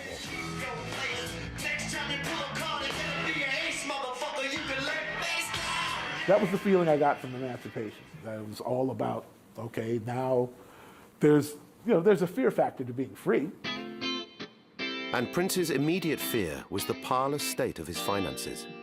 The toxic combination of lavish spending and declining income had driven him to the threshold of bankruptcy, and the mirage of the $100 million contract had long since vanished in the desert of his label war. Though shipping a 3-disc set had charged the figures and seen Emancipation certified platinum, the reality was that the album had sold barely 500,000 copies. During his time with Warner's, these figures would have seemed catastrophic, but in the new independent era, the picture was markedly different. With all revenues accruing directly to Prince, he found himself in healthy profit and was encouraged to bring his revolution to another branch of the music industry establishment. The artist formerly known as Prince held a press conference Tuesday morning in New York City to announce his first full-fledged U.S. tour since 1991. The tour actually kicked off Monday night at Pine Knob near Detroit and continues Wednesday at Jones Beach in New York. The artist said that during the 30-date tour, he'll be joined at various dates by No Doubt, Lenny Kravitz, George Clinton, Chaka Khan, and Santana. He also said that he'll grant requests made over the internet on this tour and will be playing such classics as Purple Rain and Little Red Corvette. In order to avoid ticket scalping, he said he won't be publishing a tour itinerary. Instead, he'll be announcing shows through local media several days in advance of each concert. Just as album releases traditionally took place via record companies, the live concert business was populated by squadrons of intermediaries, promoters, agents, and assorted middlemen that had designed the whole architecture of music tours. It was a system that ensured that together they culled a healthy profit from any artist going out on the road. Once again, Prince challenged the orthodoxy, embarking on a tour in which he handled venue booking, ticket sales, and marketing himself, cutting out concert promoters and ensuring that he retained all the fruits of his labor.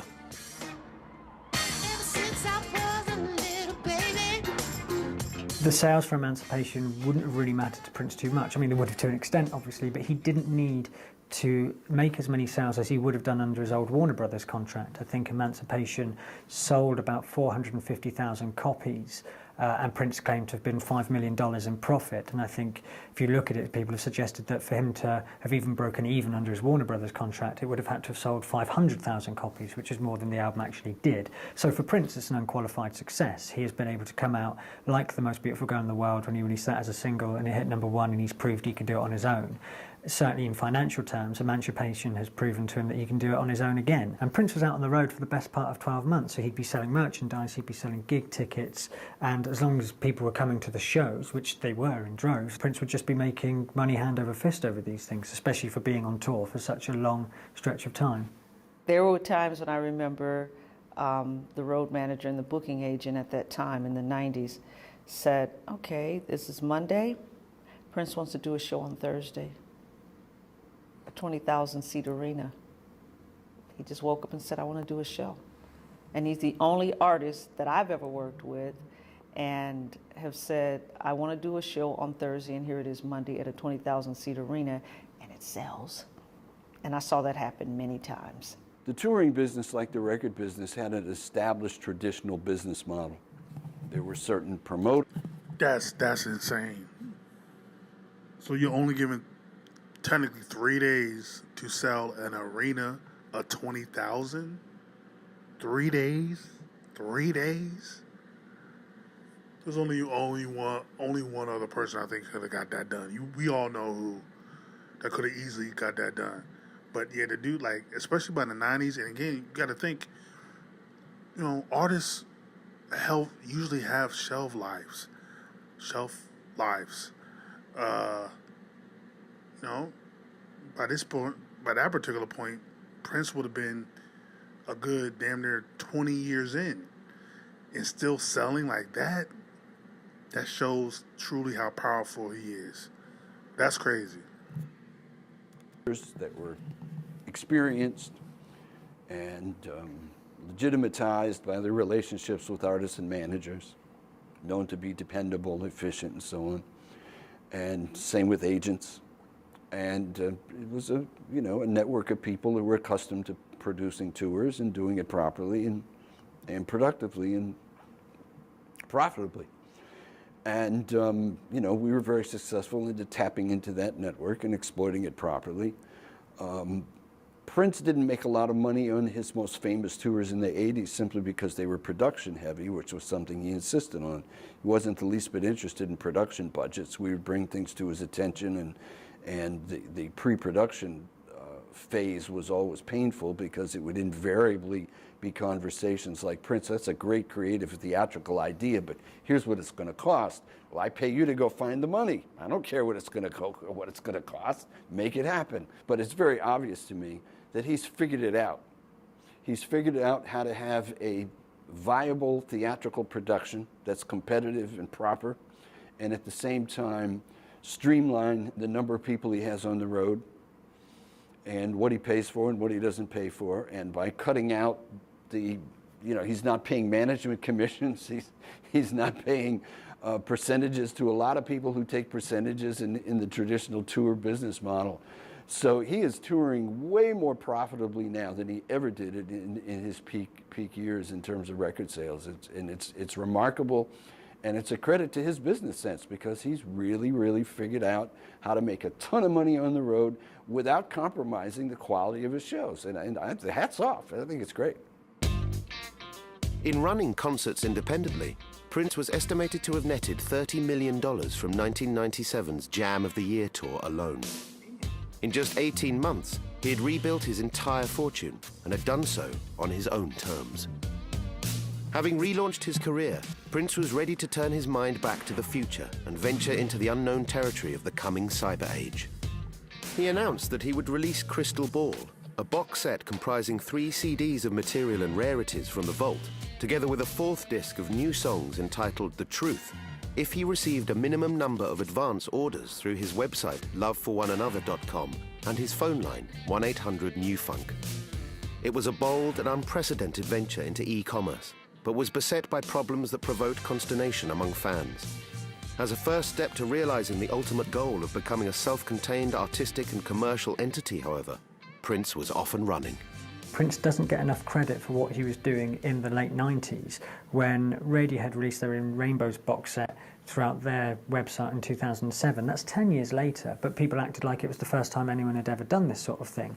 But what you get Prince doing in 97 is taking pre-orders for the Crystal Ball box set, and he became the first artist to sell an entire album online direct to his fans. The whole marketing thing, he went straight to the people who he wanted to sell it to. There was no middleman, there was no need for a record label. Prince just took it all under his own umbrella organisation, and I think that was incredibly forward thinking. He'll have schemes, ideas that prove prescient.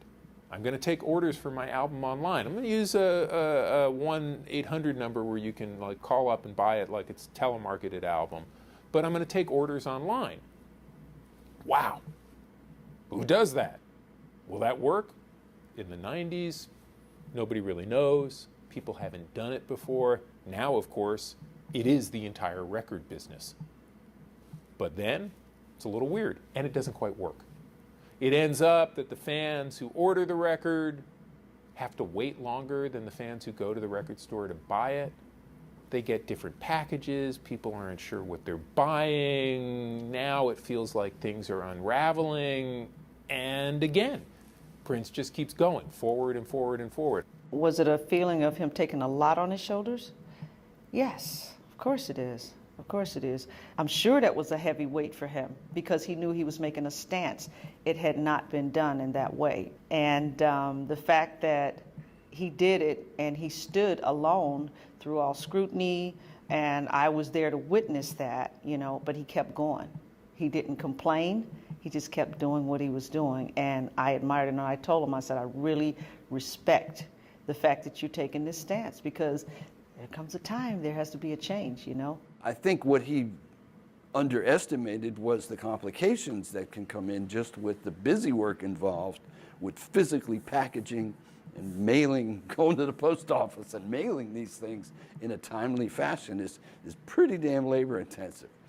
I think he may have underestimated that part of it, but there again, that's just the busy work. It's the concept that we're dealing with here with a leader like Prince who has that kind of influence. So he was definitely ahead of the game.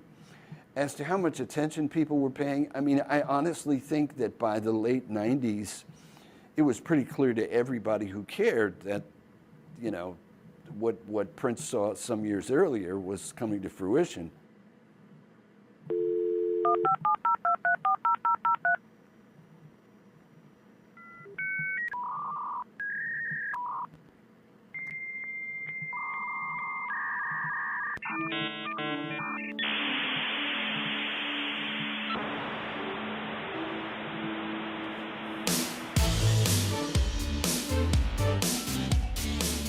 The corollary to Prince's criticisms of the record business came at the turn of the millennium, when the music industry suddenly, spectacularly, imploded.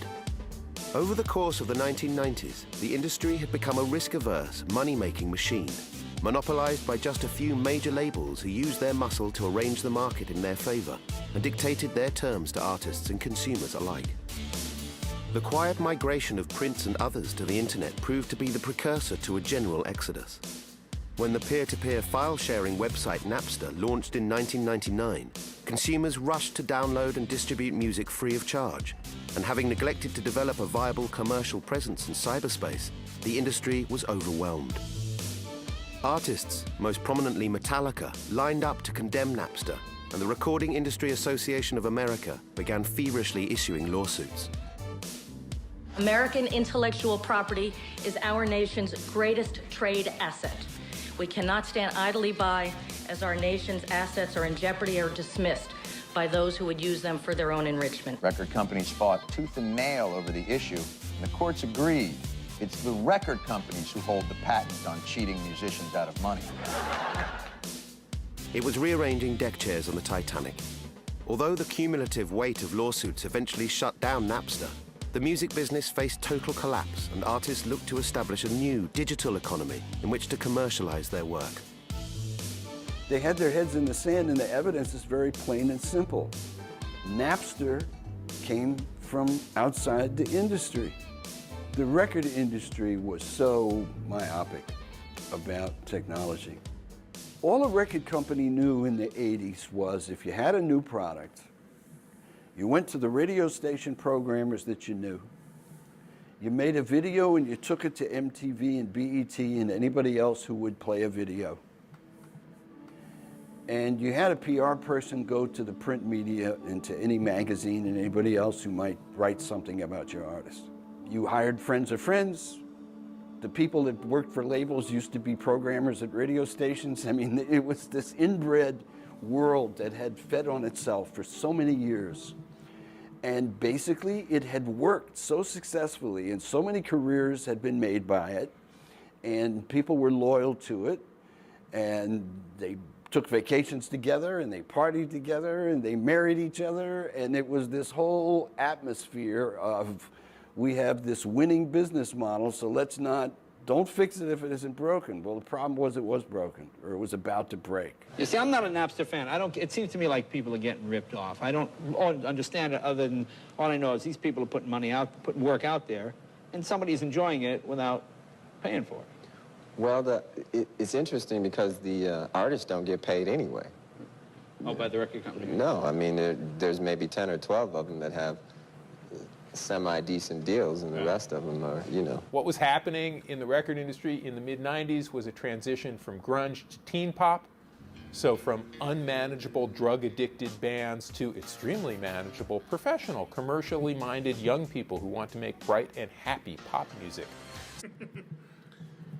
I ain't gonna lie though, as much as, of course, I love that now I can pull up any song ever and just download it or listen to it whenever I want, I do miss being able to go to the record store or like go to a website and like listen to it exclusively. Like there's just something about discovering new music during like the early 2000s, even mid 2000s, that just, I don't know, music felt more special. And then when you get to like the BETs and the VH1s, TRL, to where like when new music videos would debut, before there was like YouTube, to see a new music video or a short film, like the music just felt more special. Like I missed that era, bruh. I really do. I really miss that era. But, you know,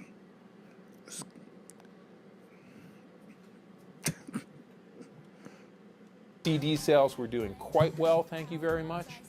People were buying old records reissued on CD, a very healthy profit center for the record business, which did not have to spend any money to make those records except the cost of putting them on a piece of plastic, which, by the way, is about 35 cents.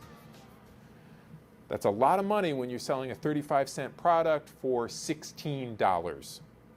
So the record bin it's making buckets of money. Buckets and buckets of money. Nobody thinks things are going to go bad. Nobody sees what's happening. Prince says, well, if the internet becomes a reality, you guys are finished. And what do you do if you're at a record company? You get back into the hot tub and you smoke another cigar when you hear that. You don't go like, I think he's right, because he's been right about everything else up till now. It is this big, unwieldy behemoth now, and it's kind of also happily ripping off its customers. I think many people that's an agreement now. It was overpricing CDs. You know, now everyone knows you can buy a CD for 50p or something like that. Why were we being charged 18 quid for a single CD, up to 25 quid for double CD discs? And it seems now, in retrospect, that the record label had become hugely greedy in the 90s and were more interested in making money over as opposed to making, say, art, quote unquote, or capital A art, however you want to put it. And so I think that by the time as Prince said, when the internet is coming, labels were never into art. Let's not. Maybe the very, very early goings, but record labels were never really into making art. It was always about the money. Let's not get that twisted. The industry is over, is because by the time things like Napster and everything came out, everyone realised that they were had been being ripped off for years. Nobody saw the digital revolution coming to the public degree that Prince did. I don't think. Artists didn't. You'd hear people talking about it. There'd be various internet soothsayers going around saying what they expected could happen, but the concept of music being a digital file, the concept of music no longer being an object that you had to go to the store and buy, wasn't something that most people could grasp until Napster hit. The industry was gone. It was over, just literally overnight. And I remember there used to be little signs of worry. Something's going to change here, but we don't know what it is. And we're not really taking the time to figure out what it is. We're just going to wait and react because what we have is too good. It's too easy. And it's working too well.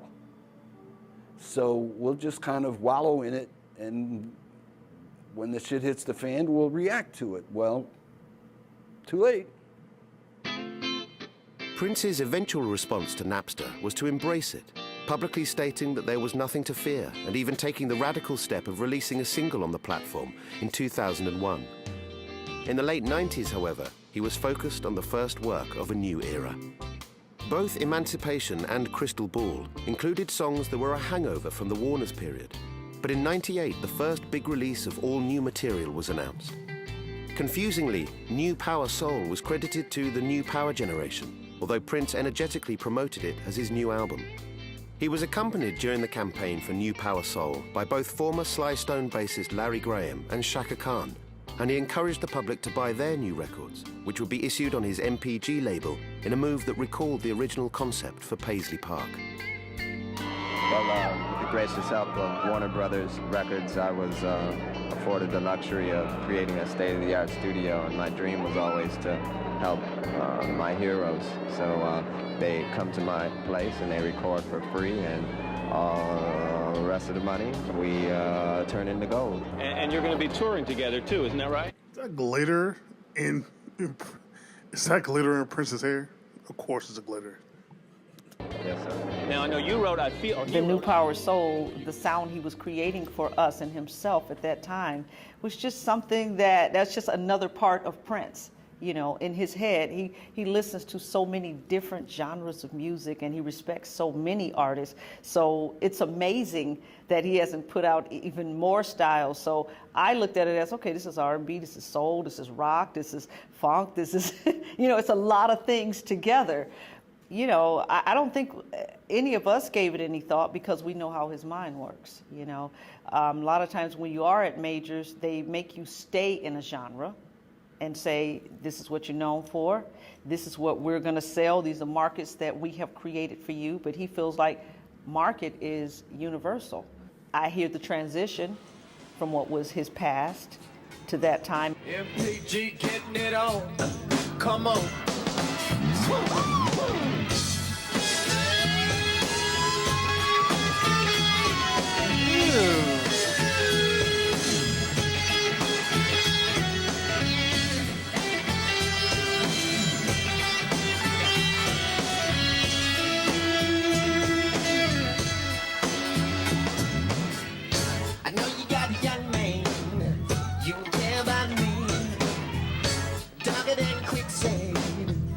trying to entertain. What you could use a good loving, baby, instead of young ass fool. I got the money for you, my baby. Now, baby, keep stay the room. Come on, baby. Come on,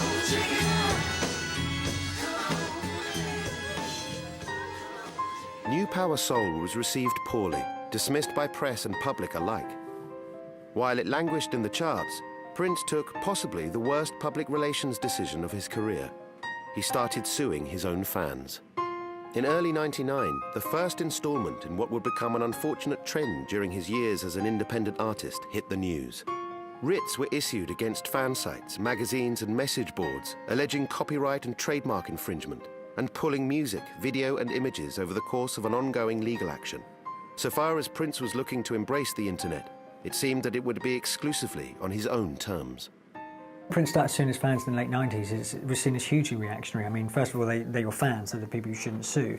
They're the people who supported him through Warner Brothers. But also, part of his problem was with the internet, and it started to seem that he was trying to control the internet. And you had David Bowie, who, you know, another early embrace of the internet with BowieNet and things. I think he said, you know, he didn't understand why Prince was doing this, and he said, you know, you can't stop this, you can't hold back the sea, I think he said, or something like that. And it kind of made, you know, a bit of a shame that Prince, the guy who had pioneered just a few years before the internet distribution and you know, interacting with your fans on the internet, which is perfect for Prince anyway. He's quite a reclusive character, and it kind of allows him to interact with his fans while remaining at a certain distance. He's pioneered all this, and then, you know, his fans might have their own websites, and he kind of wants them to shut it down. And it kind of, again, it's not good PR. Wow, I would have never thought Prince would do something like that. Like that doesn't seem like Prince. That's like, I understand, like, of course with the internet he also had to know that he was going to be ripped off. Like, you know that there are going to be bootleggers on the internet. Wow, that is the most shocking of all this thus far. To me, of Prince suing different sites and stuff, like, I'll see if it. That is shocking to me. I don't know. Yeah, that is shocking to me.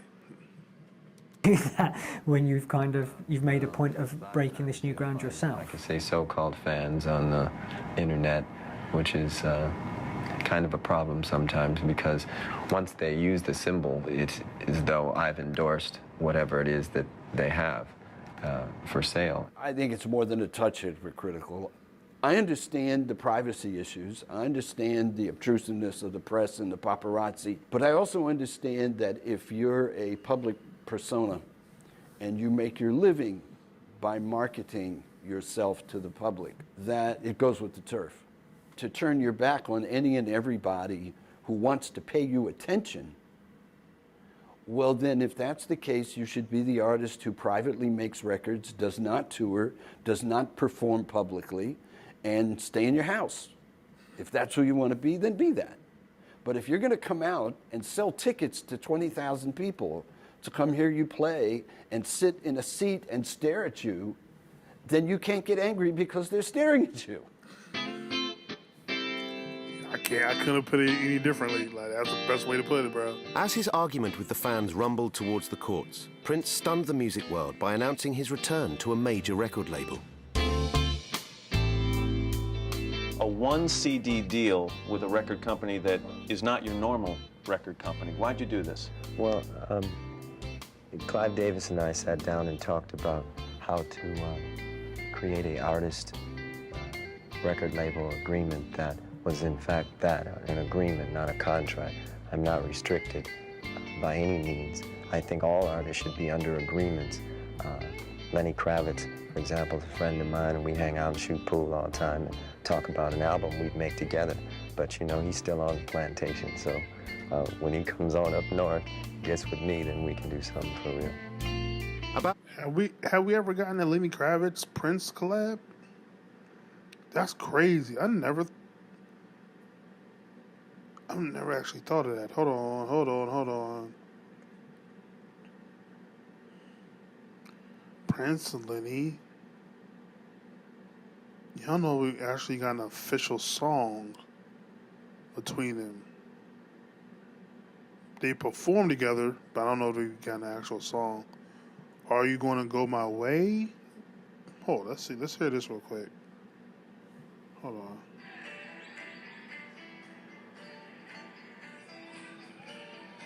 Yeah, it's probably not an official song. Okay. American Woman. I'm about to say, like, that's probably his biggest song, right? American Woman. I'd be like, hold on, was Prince on that? No, I just think, okay. Huh. He said he's on a plantation, though. That's crazy. To divorce from Maite, and at a crossroads in his career, Prince sought to lighten the burden of self-releasing and thrashed out a one-album deal with industry heavyweight Clive Davis at Arista Records. Davis had been busy rehabilitating the career of Carlos Santana with Supernatural, an album that went on to become a record-breaking multi-platinum sensation. He spotted an opportunity to kickstart something similar with Prince and offered the artist an $11 million advance plus ownership of his master for Rave Into the Joy Fantastic to come out on Arista. On its release in November, however, Rave Into the Joy Fantastic performed poorly, with lead single The Greatest Romance Ever Sold only reaching number 63 on the chart. Prince blamed everything other than the work itself, accusing Clive Davis of breaking his promises and failing to adequately promote the album. When Prince signed with Arista for Rave Into the Joy Fantastic in 1999, again, the model that he starts to work with at this time, and he'd done with Emancipation, he carried on to use this package distribution deal. So Prince would sign for a one-off deal, one-off album with the label, so that he would use their clout essentially to get it into shops and to get it out there, but all the recording costs and all the production costs and things like that, Prince would assume those himself. What it would mean is that he would owe nothing to the label, no recording costs, nothing like that. The label would have nothing to recoup because Prince had put all the money himself. But they would have the manufacturing, the distribution means to be able to get it out there, to be able to make it a high-profile release. So in a way, he's kind of piggybacking on the bigger structure that a major label has and kind of using those to get him into the shops. One of the problems that he had when he was releasing things on NPG, and this came out with the New Power Soul album, at the same time he had side projects by Larry Graham and Shaka Khan, and he was having trouble trying to get them into the shops. And what Arista Records wants out of this is a chance to be part of the rebirth of a great artist, because they put out a Santana record. It's become the biggest record in the world. But the Santana record was a very craven commercial record where the artist listened to the record company step by step by step. The Prince album is an album that Prince made and brought to a record company and said, if you want it, we can do business together. It's an album made on his own terms, his own purposes. It's not a craven commercial record. It's not his best or his worst record. It's not a particular surprise that it isn't a big hit.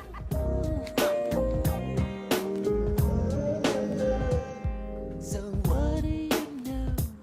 You and me finally face to face. Each other up and down in all the obvious places. Was there ever a reason? The disappointing response to Rave Into the Joy Fantastic wasn't really that complicated to me. I think that an artist just reaches a point in their career where they're only relevant to their diehard fan base. And the phenomenon of buying their new music isn't the same as buying a ticket to see them perform. And when you go see them perform, if you're a real serious fan, you may tolerate them playing 2 or 3 new songs, but basically you go hear the songs that they made famous, and that's what you want to hear. And it's just nature. It's just, that's how it goes. So I think I said this, when did I say this? I forget what, I was talking about Prince, or what Prince video I was doing, where I said, I think the problem is he put out too much music. Not that fans will have, Prince fans, of course, will love whatever he puts out. But when you're an act that's been out as long as he has, all that output, people will eventually get tired of you. That's one. Two, when you're having all these issues with labels and things of that nature, and you're turning your name to signs, and you eventually also confuse the consumer. You don't want to do that. Three, again, if you're not making music that is fully commercially viable, right, or commercially appealing to an extent, that also you're gonna run into issues as well. But yeah, I think Prince got to a point to where it's just like,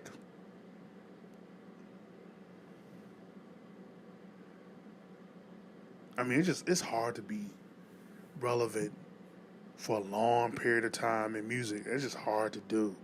It's very hard to do. No matter how great you are, no how great the music is, that's just hard to do, because there's always going to be somebody new that's going to be just more popular, that's going to have a better, it's going to, like the person said, that's going to have that new car smell, right? It's just going to be hard to do. Again, I'm listening to, every day I hear something new from Prince. I'm like, God dang, this is good. But at the time, I mean, he's competing versus all kinds of pop records, and Usher just coming out, Destiny's Child, like, so it's tough. The fact that the record didn't sell through the roof isn't necessarily a statement that the record isn't good enough or it wasn't promoted properly. Mm-hmm.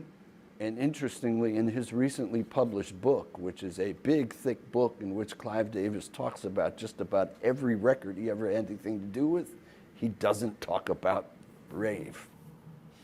You have to ask Clive what that means, but it's a glaring omission. So there was something about that didn't settle well, that's for sure. NPG. With his status as an elite chart act vanishing, Prince turned his back on the mainstream and returned to the project of realizing artistic freedom in cyberspace. In 2001, he launched the NPG Music Club, a groundbreaking subscription website through which he issued smaller, more experimental records to a dedicated fan base.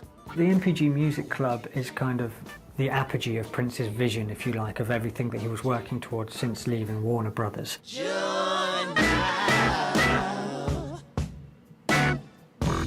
It's a subscription-based site. I think the subscription started off at $100 and was dropped to $25 when Prince's sort of release rate slowed. But the idea being that fans would sign up to the music club, and in return they would get priority seats at concerts, they would get exclusive music club merchandise, they would get CDs sent to them whenever Prince had a new album. Instead of having to release it into the shops, he's giving it direct to the fan base, direct to the people that want it. And they would also get download music from him as well. This would turn up in their computer. And this is, the Exodus album, the second New Power Generation album, terrible album as it is, this is stuff that he was talking about on that record, saying, I think there's a lyric or a spoken word piece that says, you need to be free from a contract if you're able to download your music to your listener's computer or something like that. And sort of all these years later, that is what he's doing. It's the great culmination of everything he's worked for, to be able to cut out the middleman, cut out a record label. Prince is on one side of the screen, his fans on the other side, and everything comes out direct to them. Now tell me about the NPG Music Club. How does this work exactly? Right? You get the CD. It works very well. It works very well. But you have to order it through. Yeah, sorry about that. I couldn't. By dialing up www.npgmusicclub.com, you can get access to brand new music as well as preferred seating at concerts also. Oh, now how do I become a preferred customer? Well, you got some preferred money. Prince's early efforts online were actually very strong when they worked, which they didn't always, technologically, I mean. But they were, I don't know if I'd say visionary, but they were very forward-thinking in terms of building a community himself. Artists have been very, very successful with that. In recent years, especially, he was pretty far ahead of his time. Fans who weren't signed up to that would have missed out on the One Night Alone solo piano album, which is a lovely little record and quite hard to get hold of now, I think. He had these NPG audio shows, which are kind of done like radio shows that you put online, there'd be online singles and stuff like that, and it just seemed like a new flow of Prince stuff to the people who wanted it, as opposed to having to get sort of in chart battles and stuff like that, and I think for him it was a success. Prince was totally blazing a trail for this and pioneering it, and you find out in a few years' time when he starts his Musicology download store. I think he even opened that online download store even before the iTunes store started, by a matter of months you're talking, but still Prince just goes to show that business-wise Prince is there really up with what's going on. He really understands how this thing works. Having established the Music Club, Prince issued a new studio album, initially through the club and subsequently on general sale. Titled The Rainbow Children and released in November 2001, it accompanied a series of changes in the artist's life and identity. Almost unnoticed by the wider public, the infamous symbol had been dropped and Prince had reverted to using his original name. He had also come out as a Jehovah's Witness, having been gradually initiated into the faith by his spiritual mentor Larry Graham over the course of the late 90s. Indeed, on New Year's Eve 2001, Prince married his new partner, Manuela Testolini, in a Jehovah's Witness ceremony. Larry Graham taught me so much. Larry, could you just stand up?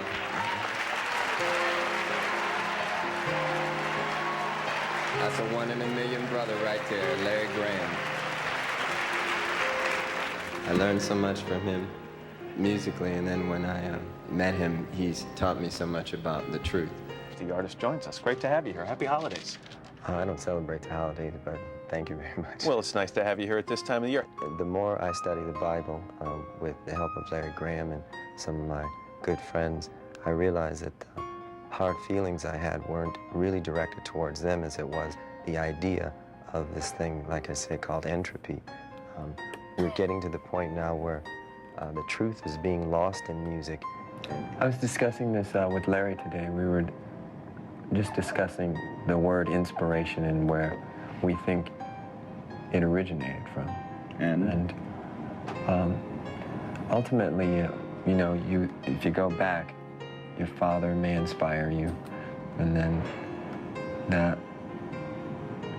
your father, his father inspired him, and his father may have inspired him. Eventually we get to Adam. Yeah, and eventually Adam had a father. When you get the inner calling to do something and you know that you're being inspired by God, then you pretty much know you better answer that call or suffer the consequences. Do you think this was God-inspired as well? I do believe, yes. The Rainbow Children was a musical exploration of the Jehovah's Witness religion, and perhaps unavoidably, it polarized opinion. When the Rainbow Children came out, interesting little time, because Prince, for the first time in years, he goes back to calling himself Prince now. And I think you can look at that as being what he's got as an album that it's so dear to his heart. It's so...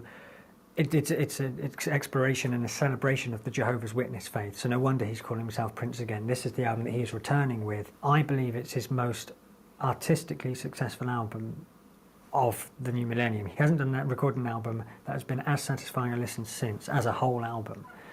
The problem is that unless you're a Doubt Jehovah's Witness believer, it's a real turn-off, because it's the hardest aspects of his faith.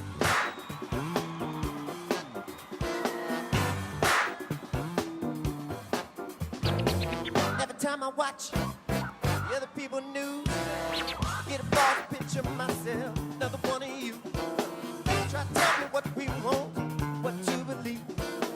Didn't happen in the garden where somebody spoke to Eve. But I'm willing to do the work, willing to do what I got to do. I thought musically it's his best, most cohesive post-Warner Brothers record. I thought it had the most interesting collection of songs. What I didn't like was the annoying, what I thought was annoying kind of narrative segues in between the songs, and some of the controversial politics in some of the lyrics that touched on religion and so on. But as a result, I thought it was kind of shamefully overlooked because I think musically it's probably his best album since the Warner Brothers years. Ladies, I need to talk to you. You ain't got no place to stay. Come on, baby, round this way. Let me tell you. Let me tell you. Let me tell you. Let me tell you, it's gonna be. Let me, baby.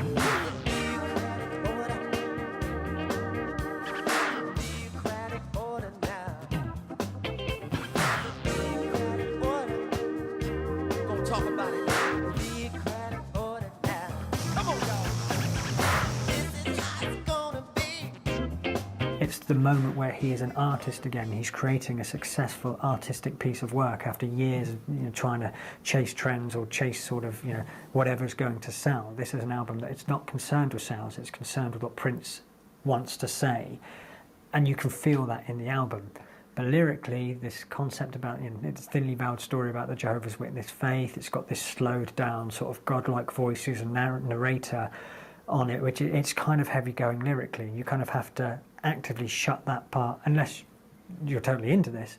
You have to actively shut your brain off to that sort of part and just enjoy the music for what it is. And the music is fantastic, and it's an album that should certainly be discovered more than it is. It's kind of seen as the Jehovah's Witness album by most, apart from the hardcore fans, anyone who knows it, it's the one where he's Jehovah, but it's actually just a fantastic piece of work.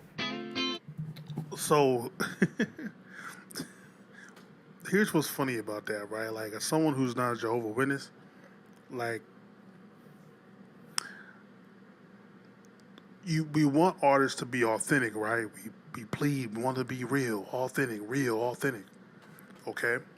So then these artists or Prince says, hey, I believe in Jehovah's Witness and I'm going to sing about it. How can you really be mad? Like, if that's his faith, he has every right to profess his love for his faith. Like, if you don't want to listen to it, don't listen to it. It's really that simple. If somebody's worshiping the devil, I'm not listening to that. So it's like he has every right to do that. I think now I don't know if it was a major. I haven't listened to this album, so I don't know how deep it gets. But at the end of the day, I love that I much rather artists do music and write things that have a message and something that is important to them than give me bubblegum, poppy, nothing records. So I'm now really intrigued to hear this album now that people are like, it's so polarizing. I'm like, it's probably not even that deep for real, but we'll see. I definitely gotta listen to that. But I much rather you have something that I much rather you have something to talk about and something that you really feel than just giving me bland, old, just whatever music. So The Rainbow Children failed to make any impression on the public consciousness, and the trend continued over the next few years as Prince released a succession of niche albums via the Music Club that anyone beyond the subscription list would have scarcely been aware of. A high-profile re-emergence came in 2004 with a flamboyant performance at the Grammy Awards, where Prince played a medley of hits alongside Beyoncé. The show was lauded as a stunning comeback, with critics heaping praise on the stagecraft and musicianship. As a show business personality, Prince found himself suddenly thrust back into the limelight after years of invisibility. Nostalgia follows cycles. An artist has to go away for a while to be missed. And Prince's sort of self-imposed artistic pig-headedness, I'm doing this and everybody will follow me or don't. That isolated him to a degree. No record label, no promotion. Enough years had passed from the battles with Warner Brothers and all the weird stuff he was saying. And he was back, and he was approachable, and he was on TV, and there he was on the Grammys with Beyonce, taking getting his propers. His music was coming back in a lot of ways. It reaches a point with an artist where their greatness, no matter how strangely they've behaved, no matter how many bad recordings they've put out, their greatness becomes undeniable. And that's when you start looking backward.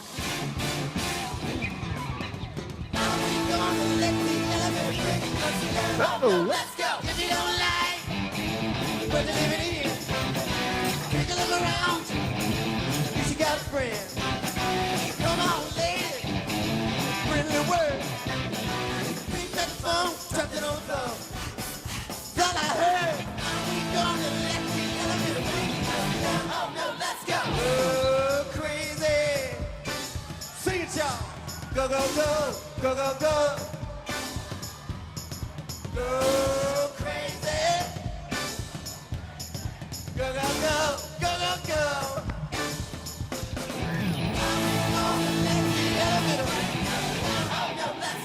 The fact is that anybody... If you haven't already, definitely go check out the video where I did a reaction to this particular performance. Who cares to know recognizes that Prince is one of, if not the most influential, brilliantly gifted rock stars of the last 40 years. There is no question that the younger artists, particularly in the black music realm, basically worship him as a mentor, as someone who opened doors for them in incorporating rock and other elements into the music. He arguably changed the music and what was expected of and what was appropriate for a young black artist to do. And he's an icon to anybody who cares about that kind of stuff. So the fact that he has that kind of influence and the fact that someone as hugely successful and contemporary as Beyonce would give him that kind of dap on stage in public is a smart move, because it reminds the casual fan of his iconic status. It's seen as this great re-emergence of a guy. Where's he been for so long? Oh my God, look at him. And there's a sort of certain Vegas-y aspect to that performance, but he totally nailed it. He's looking great in his purple suit. He's with Beyonce. They're, you know, trading off each other, and you know, for a sort of brief slot on the Grammys, it's a fantastic sort of return to prove that he's a great hit-making machine, remind people of these hits in the first place, and sort of sets himself up then for, you know, one of the greatest successes of his career. Prince capitalized on the Grammy performance by holding a press conference in which he announced a forthcoming album, Musicology, and an accompanying tour, while also objecting to talk of a comeback, noting that he had never gone away. Both the album and tour were enormously successful. Musicology climbed to number 3 on the Billboard chart and was nominated for 5 Grammy Awards, while the tour was the year's #1 concert draw, giving Prince his longest run of gigs since Purple Rain and pulling in an estimated $87 million. Speaking of comebacks, Prince played 2 sold-out shows at the Air Canada Centre this past week, and the concert-goers received his latest CD, Musicology, and they were entertained to more than 2.5 hours of new songs and, of course, classic hits. The best concert I've ever seen. I feel that I can die now. I saw Prince. I'm so happy. That guy has moves. I love it. I've never seen a concert so magical. Hearing his hits again were awesome. Did you guys buy any merchandise while you were in there tonight? No. Was it really expensive? It was extremely expensive. That little t-shirt was $45, but it was well and worth it. No, too expensive. T-shirt started at $45. Yeah, $50. It went up to like $100 for like a little t-shirt. I bought a t-shirt. Yeah, how much was it? Who cares? I will frame it. The album's very good. Does it get the respect that it deserves? No, of course not. Because again, this is this moment where people are discovering that what they want out of Prince is this incredible live moment. And in a way, can you blame them? You know, there's Musicology. It's a great Prince album. Well, I got a great Prince album. In fact, I've got 6 of them. I don't know if I need another. Heard about party now, just east of Harlem. Dougie gon' be there, but you got to call him. Even the soldiers need a break sometime. Listen to the groove, y'all. Let it unwind your mind. No intoxication, let's see what I see. Dancing hot and sweaty, right in front of me. Oh, call it what you like. I'm a call it how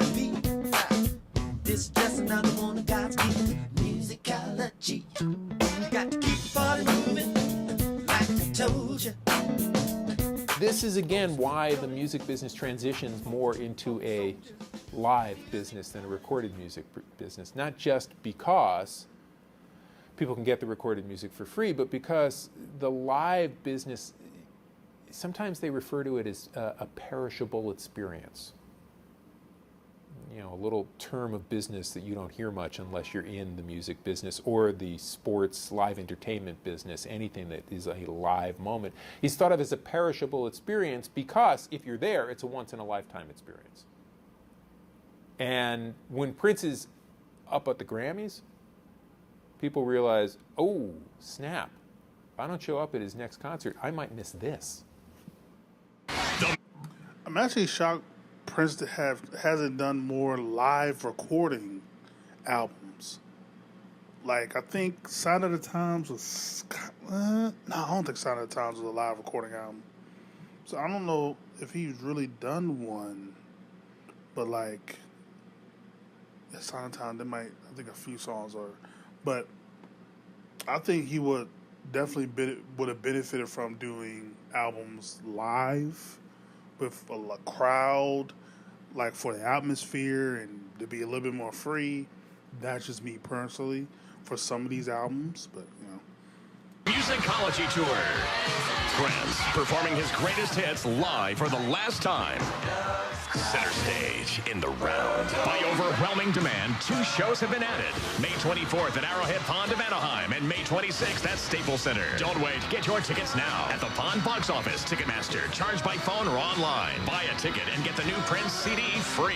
Prince. He came to maybe a realization, maybe just a tipping point with things. Maybe he was just tired of a really small number of people caring about what he was doing.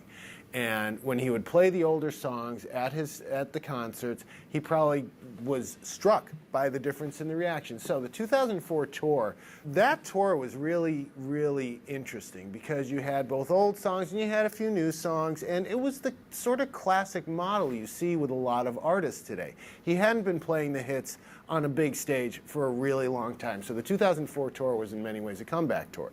He did play some new material on those dates. And it was like when you'd go to see the Rolling Stones. It's like, you know, they play Miss You and everybody jumps out of their seats, and they say, okay, here's a new song, and everybody takes a bathroom break. There was a lot of that going on. That was an enormously successful tour. It put a ton of money in his pocket. I don't see people doing that at a Prince concert. I'm sorry, I'm not buying that one. I'm not buying that one. Like if Michael played a new song at a concert, I'm going to be so I'm not buying that. Maybe the younger kids might. You know what? Maybe the younger kids might not be as interested to hear the. I don't know if I can even say that. Yeah, I don't know if the younger kids will be into hearing the new songs, but I bet you, like, pure Prince fans are going to be just as attentive to hear the new stuff. So that's just... It got a lot of his swagger back, I think, and he just looked great, he sounded great, and people realized how much they had missed him. And by airing a lot of those old songs again, he allowed people to realize how much they had missed him. Musicology proved to be yet another innovative leap in post-Napster business practice.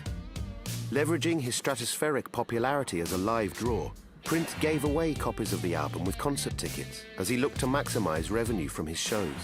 To his enduring satisfaction, the results of the move provoked howls of protest from the major record labels, but it also sparked an industry-wide shift from CDs to gigs as the primary source of artist income. With the Musicology release in 2004, Prince went back to a major label again, this time Columbia, to sort of give them the P&D deal, the one-off deal with that. But he came up with an interesting deal this time round, and so they would put it in the shops, but he would be allowed to put it out through his website, the Musicology record store, which he launched, a sort of download store, which was a great success for him. But also he gave it away free with tickets to the Musicology tour. And this is where it starts to get interesting for Musicology and Prince, because what happened was Nielsen SoundScan ended up having to count those ticket giveaways because there was a purchase, because someone had given money and received the album in return. They ended up having to count those ticket giveaways as sales. They did it from the day that Musicology entered the store as well, but what it meant was that the album all of a sudden hit number 3 in the chart and became an unqualified success for Prince, when really, he hadn't had a chart success in a long time. The rules were made by people who don't really play music, so I think some of them need to be rewritten. In fact, I believe SoundScan has already changed the way they're going to account for other groups in the future who use the same strategy here, but you've been grandfathered in for Musicology. Well, to some degree we have. All truth be told, SoundScan has not really counted all the albums that have gone out to concert goers. And the album is included in the ticket price, and we do get paid back for the album sale. At the same time, there's roughly 450,000 copies that they haven't counted. So, a stroke of brilliant luck, if nothing else, because all of a sudden he had a record that qualified for a chart impact. Those qualified as sales. Billboard quickly changed that afterwards. Yeah, I thought it was brilliant. You're using Columbia to manufacture and distribute the CD, but that's it. Talk to me a little bit about the role of music labels. Well, for real artists such as myself, I'm trying to make a career out of this. So I don't want to just have one album and then out of here. That's what a lot of young acts are about these days, and the record companies are cool with that because then they kind of get a disposable, quick fix of these young acts and then move on to the next one. They also don't have to make any long-term deals, which means that the act is going to make a great deal more money than just coming out with their first record. The situation I have with Sony is unique in the sense that they respect my career, and they understand that it's important that we own the work, so there isn't an issue about that, and they've just been beautiful all the way around. It doesn't really matter. By the way, I love Prince's look by the 2000s as much as I like the other looks. He's a grown man by the 2000s. Like, he's all in suits, and the hair is herring, nothing crazy. Like, I don't know. And he feels more comfortable. Like, all his interviews prior to like the 2000s, even like, I would say before like late 90s, you can tell he's very shy. Like, he just doesn't really want to talk. But by the time you get to the late 90s, 2000s, he feels comfortable talking to the media, feels comfortable doing interviews. And again, I love that he switched up his style. He's wearing just tailor suits, and the hair is just, cool. Like, I don't know. I really like his look in the 2000s. If the album is going to be a commercial success or not, or what's on it in this case, because it's less about the new album. Prince is not going to play a great deal of songs from it anyway. He's going to play the hits again. Then it is about getting people to come and see him live. And so instead of trading off on his new music, he starts to trade off on his live show, which is, he's always had a fantastic live show, but he really starts to push that forward. Then what you see coming down the line, you see, not long after this, you get this whole concept of 360 deals, and you'd get major artists signing to tour promoters rather than to record labels, because the feeling starts to become that artists are going to make their money through the live show. They're going to make their money through merchandise sold at the desks. They're going to make their money through ticket sales.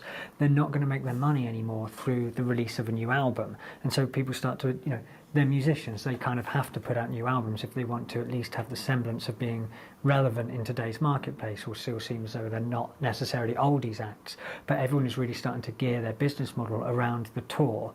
And Prince, with Musicology, with that being counted as ticket sales, Nielsen had to change the way they counted these things after he kind of shook up the business again. I mean, the title of the tour said it all, Musicology. It was back to the music as the focal point, which at the end of the day is what saved him touring-wise, because he had been before that playing theaters and straining to sell them out, and all of a sudden he's back in arenas and has stayed there since. So I think the Musicology tour was a kind of a wake-up call for him, that if you pay a little more attention to the music and less attention to the bells and whistles, the people will come. Prince moved to consolidate his recent surge in popularity with a new studio album in 2006. During sessions for 3121, he redrafted former members of the new power generation to help in assembling a collection of songs that would recall his classic sound. When drummer Michael Bland and bassist Sonny T arrived to start recording, they found that their former band leader was now carefully operating like a seasoned business executive. Thanks for coming, everyone. You once labeled your time at Warner Brothers as slavery, so why are you jumping aboard the biggest slave ship of them all? I don't consider Universal a slave ship, first of all. Mostly, the situation with Universal is similar to the one with Sony in so much as that I did my own agreement. It wasn't a contract. I don't believe in contracts, but I did my own agreement without the help of a lawyer and sat down and got exactly what I wanted to accomplish the goals that I was trying to accomplish. We had made kind of an arrangement, you know, because I don't think he knew how many songs he really wanted to record or, you know, what was going to happen to any of it. So, you know, we had literally like a formal agreement about, like, I think he had become more cognizant of just how business works. And I think for his own protection and to be able to, you know, show the nuts and bolts of it, literally, we had like a contractual agreement before we played a note. And there was a sum of money, and it was real nice, and we probably cut 11 songs that night. Sonny and I were just kind of grooving for a minute, and he walked into the studio and picked up a strap, like, oh, this is cool. And that ended up being 3121, you know? We were just checking for the engineer, and Prince was like, I saw him like, roll that tape, dude.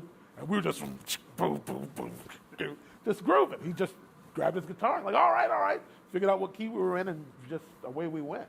You know, it's like coming home for a minute, you know? It's great. I mean, you know, the sound is really tight. You know, I mean, you know, his guitar playing had moved to another level from the last time I played with him.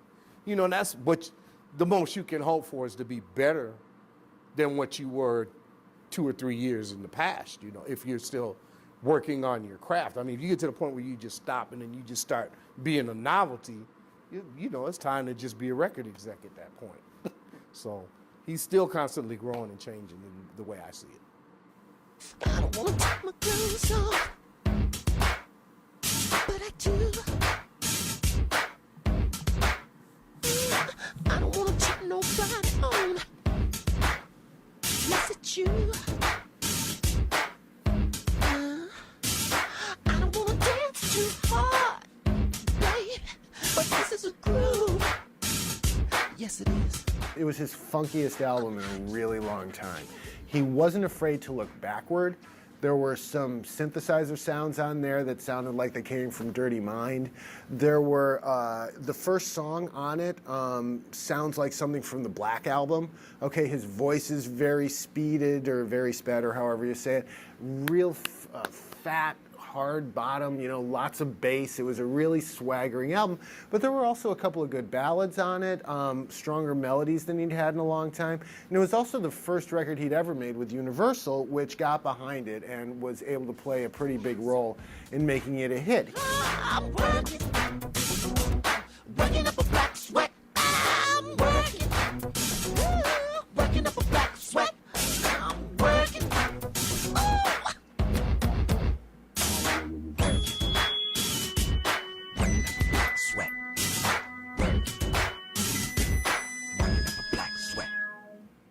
Of the sort of late period, you know, commercially minded records where he's trying to sort of make an album sound relevant, it's not a flawless album, it's not even a classic album really, but it's the best of that bunch. It's the one where it sounds like he's trying a bit harder and he's, you know, putting a bit more effort into it. He's totally trading on his past with it. He's nicking call and response motifs from Time Records to throw onto the end of Lolita. He's, you know, Black Sweat is quite a cool little track, but it's really a track that, you know, it's another Prince track that he's done the sort of thing of loads of times before. You've got a song on there, The Dance, which is one of the main highlights of it, but that came from, you would have found that before on the Chocolate Invasion album. So that's an old song that he's kind of reworked and re-recorded for this record. So it's not like Prince has just come up with a modern Prince album.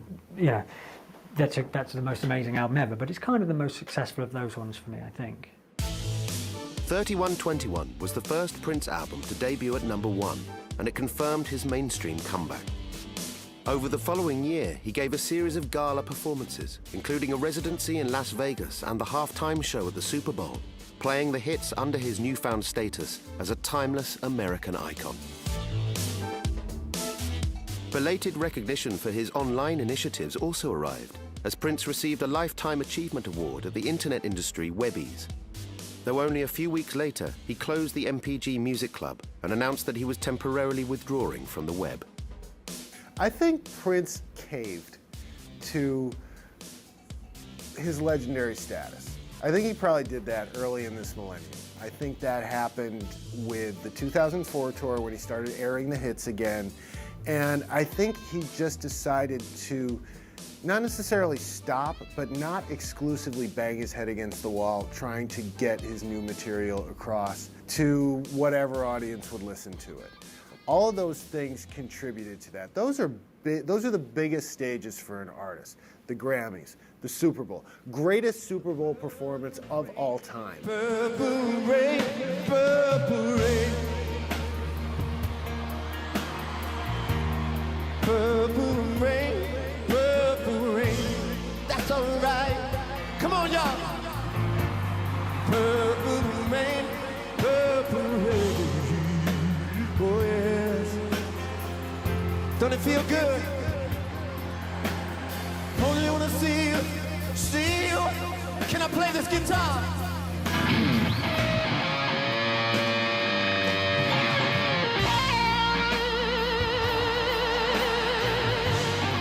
It's hard to imagine that ever being topped.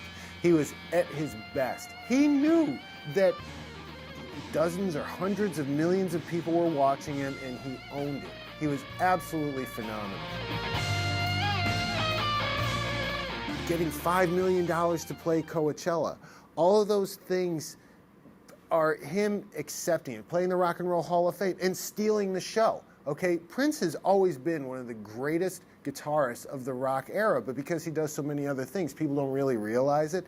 That really established him there. Even the guys on stage with him, you see them watching him play, and they're just like, damn. All of those things were him finally embracing his legendary status and not shunning it. And in characteristic style, Prince used this legendary status to once again push the frontiers of accepted business practice. In July 2007, he released another new record, Planet Earth, for free on the cover of UK newspaper The Mail on Sunday. The giveaway was tied in with the forthcoming residency at London's O2 Arena. When both the 21 nights at the O2, as well as after shows at the Indigo 2 Club sold out, Prince had established yet another new model for the live performance market and rethought the role of albums within the context of artist income. A lot of the songs on Planet Earth are very soothing for me. So it to me represents a time that he felt a lot of peace, a lot of calm, you know, of course a lot of spirituality. A lot of it was really melodic. I remember being on stage at our first sound check in the O2, and one of the songs we were singing, we were rehearsing, and I kind of got lost in the song. I closed my eyes and I missed some of the choreography transitioning. And I looked up, I opened my eyes, and there he was on that big stage standing right next to me like, I said, oh God, I'm sorry. He said, you were really into that. I said, yes, I was. Yeah.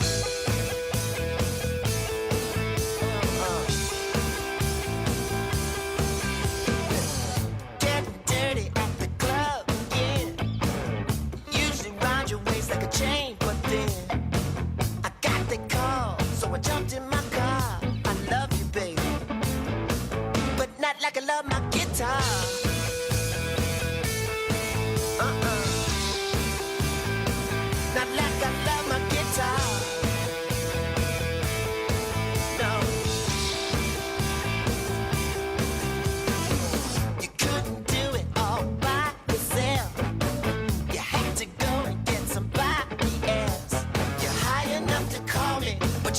raise the bar. I love you, baby.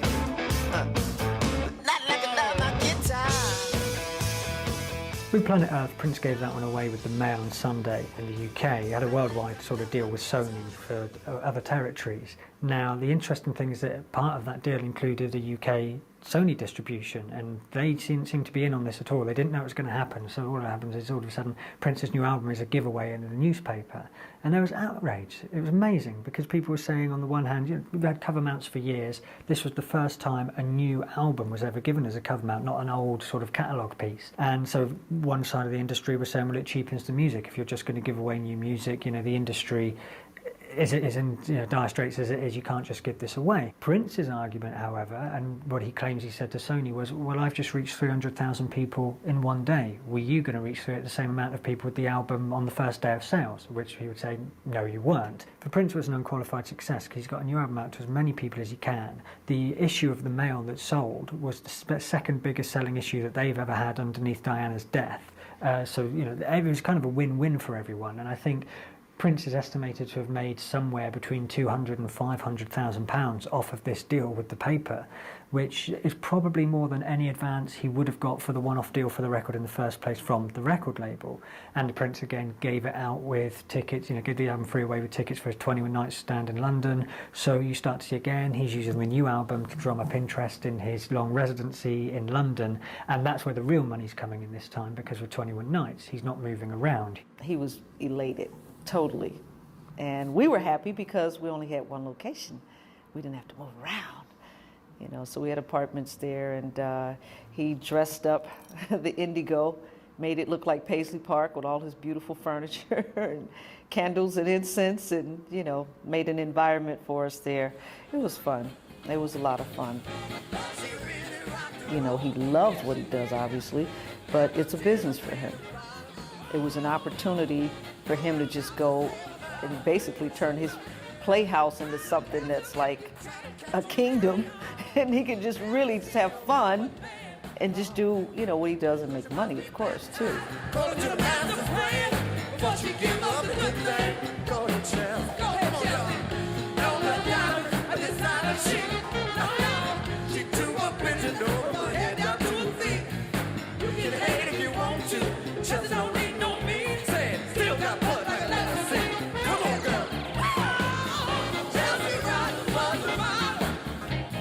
After the O2 residency, Prince starts charging several $1 million for one-off appearances at Coachella, private parties, things like that. And you really get the sense that Prince, as an artist, is perhaps less interested in being currently an artist. He is more interested in staging live events that he knows he'll get sales, merchandise sales, and really seeing the money. Understand that the music industry right now is essentially a live industry. The recorded music industry continues to struggle. The live music industry had its struggle several years ago, but right now is enormously healthy. And that artists of Prince's stature could tour if they wanted to, year after year after year, playing the hits. Prince's approach to becoming the world's biggest independent artist was to do just that. Over the next few years, he continued to foreground live performance while looking for ways to experiment with new business models.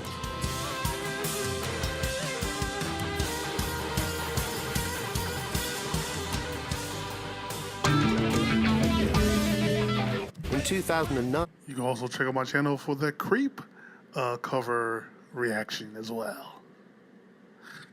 He broke with the pattern of single album deals with a record label and released a new album, Lotus Flower, under an exclusive agreement with the retailer Target, cutting out the major label distribution infrastructure entirely.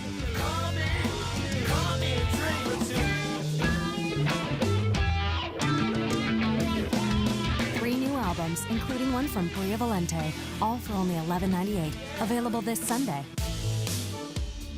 Lotus Flower was accompanied by a new subscription website in a further attempt to commercialize his music on the internet. But neither the album nor the website generated much enthusiasm from the public. A year later, another new record, 2010, was issued again as a newspaper cover mount, but failed to replicate the success of Planet Earth, as the suspicion grew that Prince was pursuing business goals at the expense of artistic quality. However, in 2013, a more promising project emerged, when Prince announced the formation of a new band, Third Eye Girl, and a new artistic vision began to take shape. I would say that as Prince's career has gone on, certainly in this late stage, he is much more interested in the money side of things than in the new art side of things. I think the Warner Brothers thing, it kind of left his scars with him, obviously, and yes, part of the argument was that they were stifling him as an artist, but I think also it's quite clear from his actions that part of the reasoning behind it was that they were also getting more money than they should have for his work. Interesting to see what he does next, because he's got this Third Eye Girl project at the moment, which is one of the more interesting things he's done in a while. Instead of just being, turning out the hits, as you've heard the hits for years and years and years, he did that for the best part of a decade. He's now got a sort of all-girl three-piece power trio behind him, kind of hit or miss material, but at least he's trying again to find some sort of artistic interest. As Prince took to the road with Third Eye Girl, the issues that he first confronted 2 decades earlier continued to preoccupy the music business. Artists' rights, the digital economy, and how to commodify art in the 21st century have now become mainstream concerns, grappled with by musicians and artists across the spectrum of popular culture. What was first seen as a marginal tiff between a superstar and his paymasters has proven to be the opening argument in a much wider conflict. And Prince, a much misunderstood visionary, the leading thinker in the post-millennial music industry. Well, it always takes one. It takes one person to stand up and say, this is wrong, and I'm not going to take it. If you take it, you're an idiot, And I think Prince ended up being that figure, tragically, with no one really understanding, and having to stand on his own little area of land and claim it. A lot of people couldn't relate, I don't think. It probably is a precursor to a situation like Napster had with Metallica, where, you get these, bloviating, these bloated rock stars going, hey, man, we have $80 million, but we're supposed to have, $200 million. It's because you people are stealing our music. And somehow they didn't, often when the wealthy make us think about something, people are skeptical. And sometimes they're right to be so, and sometimes not. I really feel like the business world will catch up with him and will acknowledge the things that he tried. He was the canary in a coal mine for an awful lot of things. It's going to be interesting to see how history looks back on his business efforts, because he has tried almost everything. I think people have learned that they can do it themselves, and that you don't have to rely on somebody else to fulfill your dreams. And the real deal is that what people don't realize or know is that Prince plays music because he loves to play music. It's for the love. It's for the love. Prince could be one of the most generous people you ever met. He can also be shrewd and terrifying. But the music is about the love.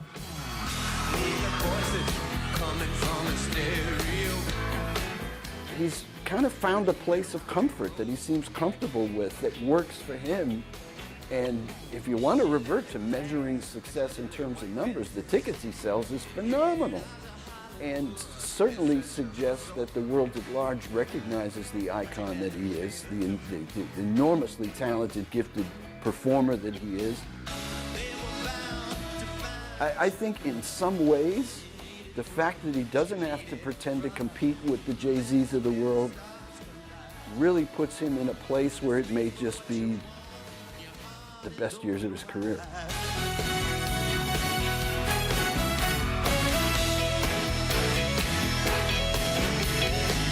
He gave up women for the stripes of the road. Learn the meaning of grace, that's when his cup overflowed.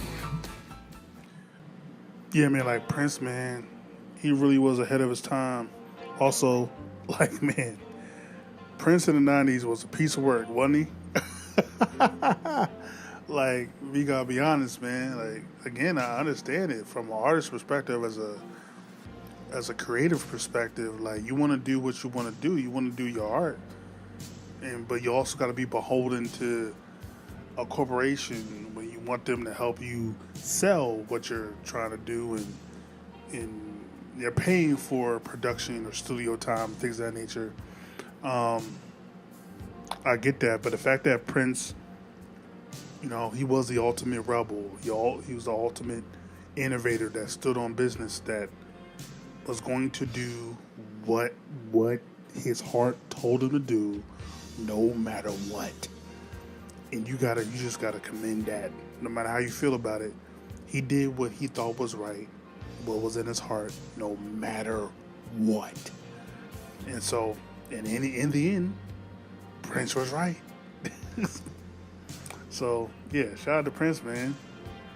Just a true visionary. But yeah, if you lived during those times in the '90s, definitely let me know how that was as a fan. I can only imagine how confusing that could be to go from having the hot record like Diamonds and Pearls to then change his name to a symbol, then putting slave on his cheek, then changing labels, then changing music. Like, I wonder how that was as a fan. Let me know. But like, comment, subscribe, show the things. Ain't gotta go home. Do gotta get to step in.